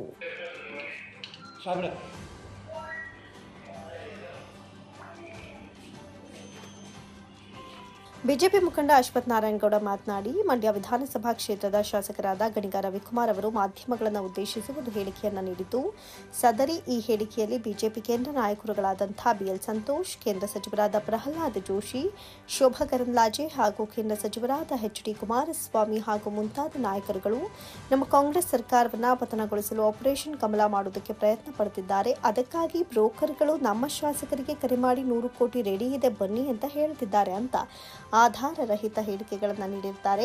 ಈ ಹೇಳಿಕೆಯು ಸುಳ್ಳು ಹೇಳಿಕೆಯಾಗಿದ್ದು, ಇಂಥ ಹೇಳಿಕೆಯಿಂದ ನಮ್ಮ ಪಕ್ಷದ ವರ್ಚಸ್ಸಿಗೆ ತೀವ್ರ ಧಕ್ಕೆಯಾಗುವ ಸಂಭವವಿರುತ್ತೆ ಹಾಗೂ ಜನಮಾನಸದಲ್ಲಿ ನಮ್ಮ ಪಕ್ಷ ಹಾಗೂ ನಾಯಕರುಗಳ ವಿರುದ್ಧ ಕೆಟ್ಟ ಅಭಿಪ್ರಾಯ ಮೂಡುವ ಸಾಧ್ಯತೆ ಇರುತ್ತೆ ಮತ್ತು ನಮ್ಮ ಪಕ್ಷದ ವಿಶ್ವಾಸಾರ್ಹತೆಗೆ ಧಕ್ಕೆ ತರುವಂತಹ ಕುಟಿಲ ಪ್ರಯತ್ನವಾಗಿರುತ್ತೆ. ಆದ್ದರಿಂದ ಶಾಸಕ ಗಣಿಗ ರವಿಕುಮಾರ್ ಅವರ ವಿರುದ್ಧ ಪ್ರಕರಣ ದಾಖಲಿಸಿ ಕಠಿಣ ಕಾನೂನು ಕ್ರಮ ಕೈಗೊಳ್ಳಬೇಕು ಅಂತ ಆಗ್ರಹಿಸಿದರು. ಶಾಸಕರು ಗಣಿಗ ರವಿ ಅವರು ನಮ್ಮ ಪಕ್ಷದ ವರಿಷ್ಠರ ಮೇಲೆ ಸಂತೋಷ್ ಅವರ ಬಗ್ಗೆ, ಪ್ರಹ್ಲಾದ್ ಜೋಶಿಯವರ ಬಗ್ಗೆ, ಶೋಭಾ ಕರಂದ್ಲಾಜೆಯವರ ಬಗ್ಗೆ ಮತ್ತು ನಮ್ಮ ಪಕ್ಷದ ಕೆಲವು ವರಿಷ್ಠ ನಾಯಕರ ವಿರುದ್ಧವಾಗಿ ಒಂದು ತಪ್ಪು ಹೇಳಿಕೆಗಳನ್ನು ಕೊಟ್ಟಿದ್ದಾರೆ. ಕಾಂಗ್ರೆಸ್ಸಿನ ಶಾಸಕರಿಗೆ ಬಿಜೆಪಿಯ ವರಿಷ್ಠರು 100 ಕೋಟಿ 50 ಕೋಟಿ ಆಫರನ್ನು ನೀಡಿ ಪಕ್ಷಾಂತರ ಮಾಡಲಿಕ್ಕೆ ಕುಮ್ಮಕ್ಕನ್ನು ಕೊಡ್ತಾ ಇದ್ದಾರೆ ಅನ್ನತಕ್ಕಂಥ ಒಂದು ಫಾಲ್ಸ್ ಅಲಿಗೇಷನನ್ನು ಈ ಸ್ಥಳೀಯ ಶಾಸಕರಾಗಿರ್ತಕ್ಕಂಥ ಗಣಿಗ ರವಿಯವರು ಮಾಡಿದ್ದಾರೆ. ಗಣಿಗ ರವಿಯವರು ಮಂಡ್ಯ ಜಿಲ್ಲೆಯಲ್ಲಿ ಆಯ್ಕೆ ಆಗಿರ್ತಕ್ಕಂಥ ಒಬ್ಬ ಶಾಸಕರು ತಾವು ಕೆಲಸಗಳನ್ನು ಮಾಡಿ ತಮ್ಮ ಸಾಧನೆಗಳನ್ನು ತೋರಿಸ್ಕೊಂಡು ಜನರ ಮಧ್ಯದಲ್ಲಿ ಪ್ರಚಲಿತದಲ್ಲಿ ಇರಬೇಕೇ ಹೊರತು ಈ ರೀತಿ ಫಾಲ್ಸ್ ಅಲಿಗೇಷನ್ ಮಾಡಿಕೊಂಡು ಬೇಸ್ಲೆಸ್ ಅಲಿಗೇಷನನ್ನು ಮಾಡಿಕೊಂಡು ಸುದ್ದಿನಲ್ಲಿರುವಂಥದ್ದನ್ನು ಬಿಡಬೇಕು. ಇದುವರೆಗೂ ಇದೇ ರೀತಿ ಫಾಲ್ಸ್ ಅಲಿಗೇಷನ್ ಮಾಡ್ಕೊಂಡು ಬಂದರು. ಡಿ ಕೆ ಶಿವಕುಮಾರು, ಸಿದ್ದರಾಮಯ್ಯವರು ನಮ್ಮ ಸರ್ಕಾರವನ್ನು ಬೀಳಿಸ್ಲಿಕ್ಕೆ ಹೋಗ್ತಾ ಇದ್ದಾರೆ, ನಮ್ಮ ಸರ್ಕಾರದ ಶಾಸಕರನ್ನು ಖರೀದಿ ಮಾಡಲಿಕ್ಕೆ ಹೊರಟಿದ್ದಾರೆ ಅನ್ನತಕ್ಕಂಥದ್ದು. ನಾನು ಇವ್ರಿಗೊಂದು ಪ್ರಶ್ನೆಯನ್ನು ಕೇಳ್ತೀನಿ. ಕಾಂಗ್ರೆಸ್ಸಿನ ಶಾಸಕರು ಮಾರ್ಕೆಟಲ್ಲಿ ಸಿಗೋ ತರಕಾರಿ ಥರ ವ್ಯಾಪಾರಕ್ಕೆ ನಾನು ಕೂತಿದ್ದಾರೆ. ಹಂಗಿದ್ಮೇಲೆ ದುಡ್ಡು ಕೊಟ್ಟರೆ ಯಾರ ಜೊತೆ ಬೇಕಾದ್ರೂ ಹೋಗ್ತಾರ? ಅಷ್ಟು ಹೀನ ಪರಿಸ್ಥಿತಿಗೆ ಕಾಂಗ್ರೆಸ್ಸಿನ ಶಾಸಕರು ಬಂದು ನಿಂತಿದ್ದಾರೆ. ಆ ರೀತಿ ಗಣಿಗ ರವಿಯವರು ಕಾಂಗ್ರೆಸ್ಸಿನ ಶಾಸಕರ ಬಗ್ಗೆ ಯೋಚನೆ ಮಾಡ್ತಾ ಇದ್ದಾರೆ ಅಂತ ಹೇಳಿದ್ರೆ ಆ ಕಾಂಗ್ರೆಸ್ಸಿನ ಶಾಸಕರು ಮತ್ತು ಆ ಪಕ್ಷದ ಮನಸ್ಥಿತಿ ಏನಿದೆ ಅನ್ನುವಂಥದ್ದು ಅರ್ಥ ಆಗ್ತದೆ.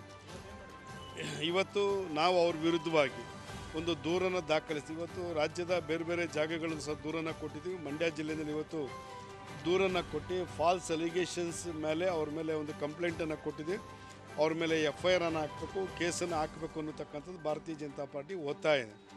ಗಣಿಗ ರವಿಯವರು ಈ ಥರದ್ದು ಫಾಲ್ಸ್ ಅಲಿಗೇಷನ್ ಮಾಡೋದು ಬಿಟ್ಟು ಇವತ್ತು KRS ಡ್ಯಾಮು ನೀರು ತುಂಬಿ ಹರಿದು ಹೋಗ್ತಾ ಇದೆ ಸಮುದ್ರಕ್ಕೆ. ಇವತ್ತಿನ್ನೂ ಮಂಡ್ಯ ಜಿಲ್ಲೆಯಲ್ಲಿ ಒಂದೇ ಒಂದು ಕೆರೆಗಳಿಗೆ ನೀರನ್ನು ತುಂಬಿಸುವಂಥ ಕೆಲಸವನ್ನು ಮಾಡ್ತಲ್ಲ. ಚೆಲುವರಾಯಸ್ವಾಮಿಯವರು, ಗಣಿಗ ರವಿಯವರು, ಉದಯ್ ಅವರು, ಕಾಂಗ್ರೆಸ್ಸಿನ ಶಾಸಕರು ಮೊದಲು ಈ ಜಿಲ್ಲೆಯಲ್ಲಿ ಆಗಬೇಕಾಗಿರ್ತಕ್ಕಂಥ ಕೆರೆಗಳ ನೀರು ತುಂಬಿಸುವಂಥದ್ದು, ಜಿಲ್ಲೆ ಯೋಜನೆಗಳನ್ನು ತರ್ತಕ್ಕಂಥದ್ದು, ಕೆಲಸಗಳನ್ನು ಮಾಡುವಂಥ ಕೆಲಸವನ್ನು ಮಾಡಲಿ. ಅದು ಬಿಟ್ಟು ಆದಿ ಬೀದಿನಲ್ಲಿ ಕೂಗುಮಾರಿಗಳ ಥರ ಈ ರೀತಿ BJPಯರ ವಿರುದ್ಧವಾಗಿ ಅಲಿಗೇಷನ್ ಮಾಡೋದನ್ನು ಬಿಡಬೇಕು. ಇದೇ ರೀತಿ ಮಾಡಿದ್ರೆ ಅವ್ರ ಮೇಲೆ ಇನ್ನೂ ಹೆಚ್ಚಿನ ರೀತಿಯಲ್ಲಿ ಕ್ರಮ ತಗೊಳ್ಳೋದಕ್ಕೆ ನಾವು ನ್ಯಾಯಾಂಗವನ್ನು ಮೊರೆ ಹೋಗಬೇಕಾಗ್ತದೆ ಅನ್ನತಕ್ಕಂಥ ಮಾತನ್ನು ಹೇಳ್ತಿದ್ದೀವಿ.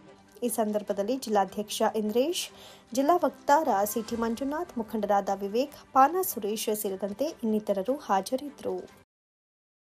ಸಿಎಂ ಸಿದ್ದರಾಮಯ್ಯ ಅವರ ತೇಜೋವಧಿಯನ್ನು ಖಂಡಿಸಿ ರಾಜ್ಯ ಕಾಂಗ್ರೆಸ್ ಸರ್ಕಾರವನ್ನು ಅಸ್ಥಿರಗೊಳಿಸ್ತಾ ಇರುವಂತಹ ಬಿಜೆಪಿ ಜೆಡಿಎಸ್ ಕುತಂತ್ರಗಳನ್ನು ವಿರೋಧಿಸಿ ಕರ್ನಾಟಕ ಶೋಷಿತ ಸಮುದಾಯಗಳ ಮಹಾ ಒಕ್ಕೂಟ ಮತ್ತು ಕರ್ನಾಟಕ ರಾಜ್ಯ ಹಿಂದುಳಿದ ಜಾತಿಗಳ ಒಕ್ಕೂಟದ ವತಿಯಿಂದ ಆಗಸ್ಟ್ 27ರಂದು ಬೆಳಗ್ಗೆ 11 ಗಂಟೆಗೆ ಬೆಂಗಳೂರಿನ ಫ್ರೀಡಂ ಪಾರ್ಕ್ನಿಂದ ರಾಜಭವನ ಚಲೋ ಕಾರ್ಯಕ್ರಮವನ್ನು ಹಮ್ಮಿಕೊಳ್ಳಲಾಗಿದೆ. ಈ ಕಾರ್ಯಕ್ರಮಕ್ಕೆ ಶೋಷಿತ ಸಮುದಾಯ, ಅಹಿಂದ ಮುಖಂಡರು ಮತ್ತು ಸಿದ್ದರಾಮಯ್ಯನವರ ಅಭಿಮಾನಿಗಳು ಮಂಡ್ಯ ಜಿಲ್ಲೆಯಿಂದ ಹೆಚ್ಚಿನ ಸಂಖ್ಯೆಯಲ್ಲಿ ಸ್ವಯಂ ಪ್ರೇರಿತರಾಗಿ ಭಾಗವಹಿಸಿ ರಾಜಭವನ ಚಲೋ ಕಾರ್ಯಕ್ರಮವನ್ನು ಯಶಸ್ವಿಗೊಳಿಸಬೇಕು ಅಂತ ಕರ್ನಾಟಕ ರಾಜ್ಯ ಶೋಷಿತ ಸಮುದಾಯಗಳ ಮಹಾ ಒಕ್ಕೂಟದ ಮಂಡ್ಯ ಜಿಲ್ಲಾಧ್ಯಕ್ಷ KH ನಾಗರಾಜು ಮನವಿ ಮಾಡಿದರು.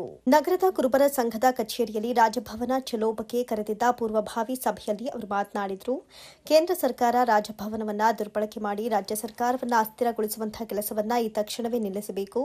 ಸಂವಿಧಾನ ಮತ್ತು ಒಕ್ಕೂಟ ತತ್ವದ ವಿರೋಧಿಯಾದ ರಾಜ್ಯಪಾಲರನ್ನ ಮೋದಿ ಸರ್ಕಾರ ಕೂಡಲೇ ವಾಪಸ್ಸು ಕರೆಸಿಕೊಳ್ಳಬೇಕು. ಸಿದ್ದರಾಮಯ್ಯನವರ ಪ್ರಾಸಿಕ್ಯೂಷನ್ ಅನುಮತಿ ಹಿಂಪಡಿಬೇಕು. ಪ್ರಜಾಪ್ರಭುತ್ವ, ಒಕ್ಕೂಟದ ವ್ಯವಸ್ಥೆ ಮತ್ತು ರಾಜ್ಯ ಸರ್ಕಾರದ ಸಾರ್ವಭೌಮತೆಯನ್ನು ಸಂರಕ್ಷಿಸಬೇಕು. ಕನ್ನಡ ನಾಡಿನ ಘನತೆಯನ್ನ ಕಾಪಾಡಬೇಕು ಅಂತ ಆಗ್ರಹಿಸಿದರು. ಕರ್ನಾಟಕದ ರಾಜ್ಯಪಾಲರಾದ ಥಾವರ್ ಚಂದ್ ಗೆಹ್ಲೋಟ್ ಅವರು ಮುಖ್ಯಮಂತ್ರಿ ಸಿದ್ದರಾಮಯ್ಯನವರ ಮೇಲೆ ಪ್ರಾಸಿಕ್ಯೂಷನ್ಗೆ ಅನುಮತಿ ಕೊಡುವಾಗ ಸಂವಿಧಾನದ ಮೂಲ ತತ್ವಗಳನ್ನು ಹಾಗೂ ಪ್ರಜಾಪ್ರಭುತ್ವದ ಆಶಯಗಳನ್ನು ಸಂಪೂರ್ಣವಾಗಿ ಗಾಳಿಗೆ ತೂರಿದ್ದಾರೆ. ರಾಜಭವನವನ್ನ ಕೋಮುವಾದಿ ರಾಜಕಾರಣ ಮಾಡ್ತಾ ಇರುವ ಬಿಜೆಪಿ ಮತ್ತು ಫ್ಯೂಡಲ್ವಾದಿ ರಾಜಕಾರಣ ಮಾಡ್ತಾ ಇರುವ ಜೆಡಿಎಸ್ ಪಕ್ಷಗಳ ಕಚೇರಿಯನ್ನಾಗಿ ಪರಿವರ್ತಿಸಿಕೊಂಡಿದ್ದಾರೆ ಅಂತ ಆರೋಪಿಸಿದ್ದಾರೆ. ಶೋಷಿತ ಸಮುದಾಯಗಳ ಒಕ್ಕೂಟದ ವತಿಯಿಂದ ಏನು ಬೆಂಗಳೂರಿನಲ್ಲಿ ದಿನಾಂಕ 27 ಆಗಸ್ಟ್ 24ನೇ ಮಂಗಳವಾರ ಬೆಳಗ್ಗೆ 11 ಗಂಟೆಗೆ ಫ್ರೀಡಂ ಪಾರ್ಕ್ನಲ್ಲಿ ರಾಜ್ಯ ಭವನ ಚಲೋ ಕಾರ್ಯಕ್ರಮವನ್ನು ಹಮ್ಮಿಕೊಂಡಿರುವ ವತಿಯಿಂದ ಮಂಡ್ಯ ಜಿಲ್ಲೆಯಿಂದ ಸಹಸ್ರಾರು ಜನ ಶೋಷಿತ ಸಮುದಾಯದ ಸಿದ್ದರಾಮಯ್ಯನವರ ಅಭಿಮಾನಿಗಳು ಎಲ್ಲರೂ ಆ ಚಲೋ ಅಲ್ಲಿ ಭಾಗವಹಿಸಿ ಕೇಂದ್ರ ಸರ್ಕಾರ ಮತ್ತು ಕರ್ನಾಟಕದ BJP ಮತ್ತು JDS ಪಕ್ಷಗಳು ನಡೆಸ್ತಾ ಇರುವಂಥ ಈ ಹುನ್ನಾರದ ವಿರುದ್ಧವಾಗಿ ಪ್ರತಿಭಟನೆಯನ್ನು ನಡೆಸ್ತಾ ಇದ್ದೇವೆ. ಇವತ್ತು ನಿಮ್ಮಗಳ ಮುಖಾಂತರ ಮಂಡ್ಯ ಜಿಲ್ಲೆಯ ಎಲ್ಲ ನನ್ನ ಶೋಷಿತ ಸಮುದಾಯದ ಎಲ್ಲ ಜನರಿಗೂ ಮನವಿ ಮಾಡಿಕೊಳ್ತೇನೆ. ದಯವಿಟ್ಟು ನಾವೇನು 27ನೇ ತಾರೀಕು ನಮ್ಮ ಒಕ್ಕೂಟದ ವತಿಯಿಂದ ಆಯೋಜಿಸಿರುವಂತಹ ರಾಜಭವನ ಚಲೋಗೆ ಕಾರ್ಯಕ್ರಮಕ್ಕೆ ಹೆಚ್ಚಿನ ಸಂಖ್ಯೆಯಲ್ಲಿ ಸ್ವಪ್ರೇರಿತರಾಗಿ ಭಾಗವಹಿಸಬೇಕು. ಈ ಚಲೋವನ್ನು ನೀವು ಯಶಸ್ವಿಗೊಳಿಸಬೇಕು. ಸಿದ್ದರಾಮಯ್ಯನವರ ಕೈಯನ್ನು ಬಲಪಡಿಸಬೇಕು. ಕಾಂಗ್ರೆಸ್ ಸರ್ಕಾರದ ಜನಪ್ರಿಯ ಕಾರ್ಯಕ್ರಮಗಳಿಗೆ ನೀವೆಲ್ಲ ಬೆಂಬಲಿಸಬೇಕು ಅಂತ ತಮ್ಮಗಳ ಮೂಲಕ ನಾನು ಮನವಿ ಮಾಡ್ತೀನಿ. ಜಿಲ್ಲಾ ಕುರುಬರ ಸಂಘದ ಅಧ್ಯಕ್ಷ ML ಸುರೇಶ್ ಮಾತನಾಡಿ, ಮುಖ್ಯಮಂತ್ರಿ ಸಿದ್ದರಾಮಯ್ಯ ವಿರುದ್ಧ ಅಭಿಯೋಜನೆಗೆ ಅನುಮತಿ ನೀಡಿರುವುದನ್ನು ವಿರೋಧಿಸಿ ಆಗಸ್ಟ್ 27ರಂದು ರಾಜಭವನ ಚಲೋ ಹಮ್ಮಿಕೊಳ್ಳಲಾಗಿದೆ. ಈ ಕಾರ್ಯಕ್ರಮಕ್ಕೆ ಮಂಡ್ಯ ಜಿಲ್ಲೆಯಿಂದ ಹೆಚ್ಚಿನ ಸಂಖ್ಯೆಯಲ್ಲಿ ಜನರು ಭಾಗವಹಿಸಬೇಕು ಅಂತ ಮನವಿ ಮಾಡಿದರು. ಕೇಂದ್ರ ಸರ್ಕಾರ ರಾಜಭವನವನ್ನು ದುರ್ಬಳಕೆ ಮಾಡಿ ರಾಜ್ಯ ಸರ್ಕಾರವನ್ನು ಅಸ್ಥಿರಗೊಳಿಸುವ ಕೆಲಸವನ್ನು ಈ ತಕ್ಷಣವೇ ನಿಲ್ಲಿಸಬೇಕು. ಸಂವಿಧಾನ ಮತ್ತು ಒಕ್ಕೂಟ ತತ್ವದ ವಿರೋಧಿಯಾದ ರಾಜ್ಯಪಾಲರನ್ನ ಪ್ರಧಾನಿ ಮೋದಿ ಸರ್ಕಾರ ಕೂಡಲೇ ವಾಪಸ್ಸು ಕರೆಸಿಕೊಳ್ಳಬೇಕು. ಮುಖ್ಯಮಂತ್ರಿ ಸಿದ್ದರಾಮಯ್ಯನವರ ಅಭಿಯೋಜನೆಗೆ ಅನುಮತಿ ಹಿಂಪಡಿಬೇಕು ಅಂತ ಆಗ್ರಹಿಸಿದರು. ಇದರ ಉದ್ದೇಶ ಏನಪ್ಪಾ ಅಂತಂದ್ರೆ, ಈ ರಾಜ್ಯದಲ್ಲಿ ಒಳ್ಳೆ ದಕ್ಷ ಆಡಳಿತವನ್ನು ಮತ್ತು ಪ್ರಾಮಾಣಿಕ ಆಡಳಿತ ಕೊಟ್ಟಿರ್ತಕ್ಕಂಥ ಸಿದ್ದರಾಮಯ್ಯನವರ ವಿರುದ್ಧ ರಾಜಭವನ್ ರಾಜ್ಯಪಾಲರಾದಂಥ ಥಾವರ್ ಚಂದ್ ಗೆಹ್ಲೋಟ್ ಅವರು ಪ್ರಾಸಿಕ್ಯೂಷನ್ ಕೊಟ್ಟಿದ್ದಾರೆ. ಆ ಪ್ರಾಸಿಕ್ಯೂಷನ್ ಕೊಟ್ಟಿರ್ತಕ್ಕಂಥ ವಿರುದ್ಧ ನಾವೆಲ್ಲರೂ ರಾಜಭವನ್ ಚಲೋ ಹೊರಟಿದ್ದೇವೆ. ಸಿದ್ದರಾಮಯ್ಯನವರು ಏನೂ ತಪ್ಪು ಮಾಡ್ದೇನೆ ಅವ್ರ ವಿರುದ್ಧ ಪ್ರಾಸಿಕ್ಯೂಷನ್ ಕೊಟ್ಟಿರ್ತಕ್ಕಂಥ ಇಡೀ ರಾಜ್ಯದ ಜನತೆ ಇವತ್ತು ವಿರೋಧ ಮಾಡ್ತಾ ಇದ್ದಾರೆ. ಹಾಗಾಗಿ ಏನಿವತ್ತು ರಾಜ್ಯಪಾಲರು ಈ ರಾಜ್ಯಕ್ಕೆ ಮತ್ತು ಮಾನ್ಯ ಮುಖ್ಯಮಂತ್ರಿ ಸಿದ್ದರಾಮಯ್ಯನವರ ವಿರುದ್ಧ ಕೇಂದ್ರದ ಕೈಗೊಂಬೆಯಾಗಿ ಇವತ್ತು ಪ್ರಜಾಪ್ರಭುತ್ವ ಮತ್ತು ಸಂವಿಧಾನ ಬುಡಮೇಲು ಮಾಡಿಕೊಟ್ಟಿದ್ದಾರಲ್ಲ, ಅದಕ್ಕೆ ರಾಜಭವನದಲ್ಲಿ ರಾಜ್ಯಪಾಲರನ್ನು ಹಿಂದಕ್ಕೆ ಕರೆಸ್ಕೋಬೇಕು. ಕೇಂದ್ರ ಸರ್ಕಾರದವರು ಈ ಸಂವಿಧಾನ ಮತ್ತು ಪ್ರಜಾಪ್ರಭುತ್ವನ ಉಳಿಸ್ಬೇಕು ಅಂತೇಳಿ ನಾವು ಇಡೀ ರಾಜ್ಯಾದ್ಯಂತ 27ನೇ ತಾರೀಕು 11 ಗಂಟೆಗೆ ಸುಮಾರು 1 ರಿಂದ 2 ಲಕ್ಷ ಜನ ಸೇರ್ತಾ ಇದ್ದೇವೆ. ನಾವು ಅವತ್ತು ಬೃಹತ್ ಪ್ರತಿಭಟನೆ ಮೂಲಕ ಈ ಕೇಂದ್ರ ಸರ್ಕಾರಕ್ಕೆ ಮತ್ತು ರಾಜಭವನಕ್ಕೆ ಕೂಡ ನಾವು ಚಲೋ ಮಾಡ್ತಾ ಇದ್ದೇವೆ. ಸಭೆಯಲ್ಲಿ ಶೋಷಿತ ಸಮುದಾಯಗಳ ಮುಖಂಡರಾದ ವಿಜಯಲಕ್ಷ್ಮಿ ರಘುನಂದನ್, ಅಮ್ಜದ್ ಪಾಷಾ, ಎಲ್ ಸಂದೇಶ್, ಸಾತನೂರು ಕೃಷ್ಣ, ರಾಜು, ರಮೇಶ್, ರಾಜಣ್ಣ, ಮರಿ ಹೆಗ್ಗಡೆ, ಎನ್ ದೊಡ್ಡಯ್ಯ, ಚಂದಕಾಲು ವಿಜಯಕುಮಾರ್, ಸುಂಡಳಿ ಮಂಜುನಾಥ್, ಮಹೇಶ್, ಸುಮನ್, ನಾಗರತ್ನ ಮತ್ತಿತರರು ಭಾಗವಹಿಸಿದರು. ಮುಡಾ ಹಗರಣದಲ್ಲಿ ಸಿಎಂ ಸಿದ್ದರಾಮಯ್ಯ ವಿರುದ್ಧ ರಾಜ್ಯಪಾಲರು ಪ್ರಾಸಿಕ್ಯೂಷನ್ ಅನುಮತಿ ನೀಡಿರುವಂತಹ ಹಿನ್ನೆಲೆ ಆಮ್ ಆದ್ಮಿ ಪಕ್ಷದ ರಾಜ್ಯಾಧ್ಯಕ್ಷ ಮುಖ್ಯಮಂತ್ರಿ ಚಂದ್ರು ಕಿಡಿಕಾರಿದ್ರು. ಮೈಸೂರಿನಲ್ಲಿ ಮಾತನಾಡಿದ ಮುಖ್ಯಮಂತ್ರಿ ಚಂದ್ರು, ರಾಜ್ಯಪಾಲರು ಕೇಂದ್ರದ ಕೈಗೊಂಬೆಯಾಗಿದ್ದಾರೆ. ಬರೀ ಕರ್ನಾಟಕವಲ್ಲ, ದೇಶದ ಬೇರೆ ಬೇರೆ ರಾಜ್ಯಗಳಲ್ಲೂ ಈ ರೀತಿ ಉದಾಹರಣೆಯನ್ನು ನಾವು ನೋಡಬಹುದು. ಖಾಸಗಿ ವ್ಯಕ್ತಿ ಕೊಟ್ಟಿರುವ ದೂರನ್ನ ಇಷ್ಟು ತೀವ್ರವಾಗಿ ಪರಿಗಣಿಸಿದ್ದಾರೆ. ಅದೇ ಲೋಕಾಯುಕ್ತ ಅಧಿಕಾರಿಗಳು ಸಲ್ಲಿಸಿರುವ ಮನವಿಯನ್ನು ಯಾಕೆ ಇನ್ನೂ ಪರಿಗಣಿಸಿಲ್ಲ? ಕುಮಾರಸ್ವಾಮಿ ಅವರ ವಿರುದ್ಧವೂ ಪ್ರಾಸಿಕ್ಯೂಷನ್ಗೆ ಅನುಮತಿ ಕೇಳಿದ್ರೆ ಅವರು ಕೇಂದ್ರದ ಸಚಿವರು ಅಂತ ಅನುಮತಿ ಕೊಟ್ಟಿಲ್ಲ. ಇದರಿಂದ ಸ್ಪಷ್ಟವಾಗಿ ಗೋಚರವಾಗುತ್ತೆ ರಾಜ್ಯಪಾಲರು ಕೇಂದ್ರ ಸರ್ಕಾರದ ಕೈಗೊಂಬೆಯಾಗಿದ್ದಾರೆ ಅಂತ ವಾಗ್ದಾಳಿಯನ್ನು ನಡೆಸಿದ್ರು. ಯಾವುದೇ ಹಗರಣಗಳಿರಲಿ, ಮೂಡಾ ಒಂದೇ ಅಲ್ಲ, ರಾಜ್ಯ ಸರ್ಕಾರದ ಹಗರಣಗಳಿರಲಿ, ಕೇಂದ್ರ ಸರ್ಕಾರದಾಗಿರಲಿ, ನಿಗಮ ಮಂಡಳಿಗಳ ಹಗರಣ ಇರಲಿ, ಸ್ವಾಯತ್ತತೆ ಇರ್ತಕ್ಕಂಥ ಹಗರಣಗಳೇ. ಹಾಗಾಗಿ ಕಠಿಣವಾದ ಶಿಕ್ಷೆ ಯಾರೇ ತಪ್ಪು ಮಾಡಿದ್ರು ಅದು ಈ ಸಂವಿಧಾನಾತ್ಮಕವಾಗಿ ಆಗಬೇಕು ಅನ್ನೋದು ಆಗ್ತಿದೆಯಾ ಅನ್ನುವ ಪ್ರಶ್ನೆ ಕಾಡ್ತಾ ಇದೆ. ಮೂಡಾದಲ್ಲಿ ನಾನು ಈಗ ಕೇಂದ್ರ ವ್ಯಕ್ತಿ ಸಿದ್ದರಾಮಯ್ಯನವ್ರನ್ನ ಇಟ್ಕೊಂಡು ಮಾತಾಡೋದಿಲ್ಲ. ತಿಮ್ಮ ಇರಲಿ, ಬೊಮ್ಮ ಇರಲಿ, ಸಿದ್ದರಾಮಯ್ಯ ಇರಲಿ, ತಪ್ಪು ಮಾಡಿದರೆ ತಪ್ಪೆ. ಅದನ್ನು ನಾವು ಕಠಿಣವಾದ ಶಿಕ್ಷೆ, ಡಬಲ್ ಶಿಕ್ಷೆ ಕೊಟ್ಬಿಡಿ. ಆದರೆ ನಡ್ಕೊಂಡಂಥ ರೀತಿ ಇದೆಯಲ್ಲ, ಅದೇ ಥರದಲ್ಲಿ ಎಲ್ಲರಿಗೂ ಯಾಕಾಗಲಿಲ್ಲ? ಈಗ ಯಾರು ಮಾಡಿದ್ದು?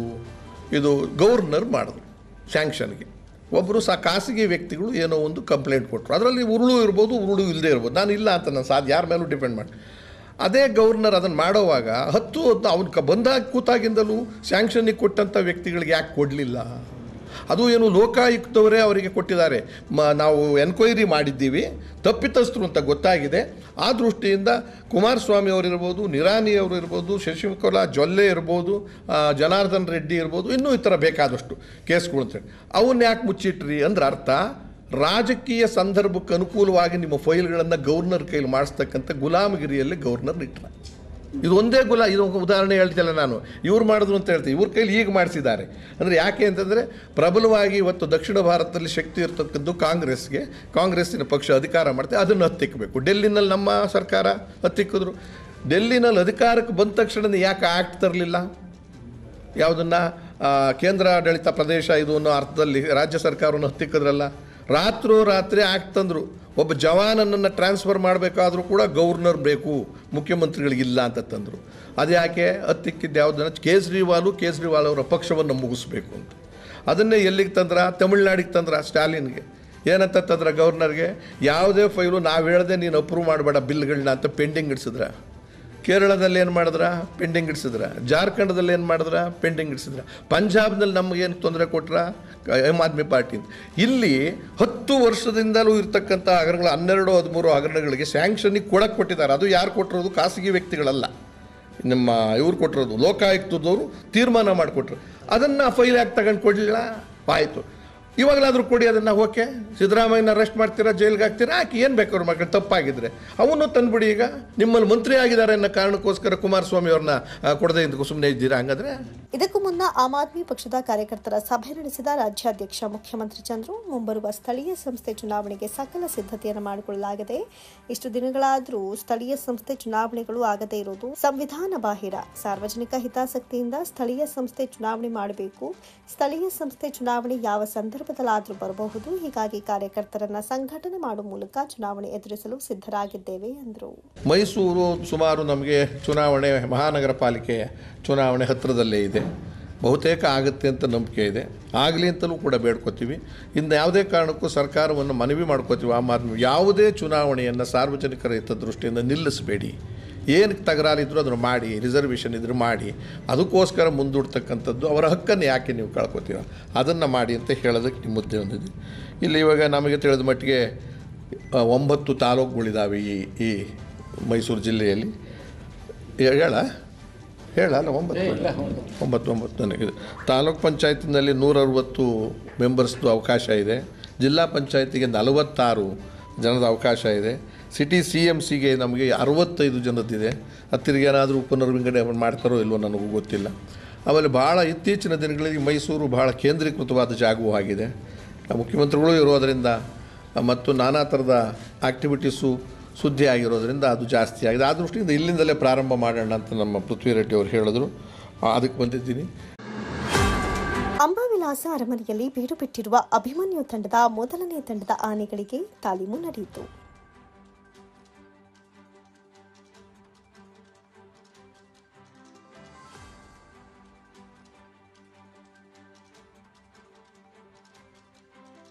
ಮೊದಲನೇ ದಿನದ ತಾಲೀಮಿನಲ್ಲಿ ಕಂಜನ್ ಗೈರಾಗಿದ್ದು, ಅರಮನೆಯಿಂದ ಬನ್ನಿ ಮಂಟಪಕ್ಕೆ ಅಭಿಮನ್ಯು ಆ್ಯಂಡ್ ಟೀಮ್ 9 ಆನೆಗಳ ಪೈಕಿ ಕಂಜನನ್ನು ಹೊರತುಪಡಿಸಿ 8 ಆನೆಗಳು ತಾಲೀಮಿನಲ್ಲಿ ಅರಮನೆಯಿಂದ 7 ಗಂಟೆಗೆ ತಾಲೀಮು ಶುರು ಮಾಡಿದ ಗಜಪಡೆ ಬನ್ನಿ ಮಂಟಪಕ್ಕೆ 8:30ಕ್ಕೆ ಆಗಮಿಸಿದವು.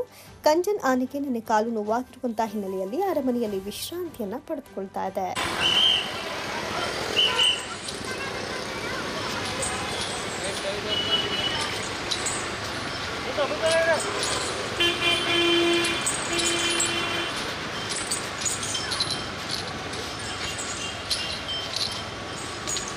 ಬಲಗಾಲು ನೋವು ಕಡಿಮೆಯಾಗುವ ತನಕ ಕಂಜನ್ ಆನೆಗೆ ವಿಶ್ರಾಂತಿಯನ್ನ ನೀಡುವುದಕ್ಕೆ ನಿರ್ಧರಿಸಲಾಗಿದೆ. ಇನ್ನು 1 ಗಂಟೆ 30 ನಿಮಿಷಕ್ಕೆ ಬನ್ನಿ ಮಂಟಪಕ್ಕೆ ಬಂದಿರುವ ಗಜಪಡೆ 15 ನಿಮಿಷ ಟ್ರಾಫಿಕ್ ತೊಂದರೆಯನ್ನ ಅನುಭವಿಸಿ ಬಂದಂತಹ ಅಭಿಮನ್ಯು ಆ್ಯಂಡ್ ಟೀಮ್ ಬನ್ನಿ ಮಂಟಪದಲ್ಲಿ ವಿಶ್ರಾಂತಿ ಪಡೆದು ಮರಳಿ ಅರಮನೆಯತ್ತ ರಾಜಗಾಂಭೀರ್ಯದಿಂದ ಹೆಜ್ಜೆ ಹಾಕಿದ್ವು. ಕೃಷ್ಣ ಜನ್ಮಾಷ್ಟಮಿ ಭಾರತದಲ್ಲಿ ಆಚರಿಸಲ್ಪಡುವ ಒಂದು ಪ್ರಮುಖವಾದ ಹಬ್ಬ.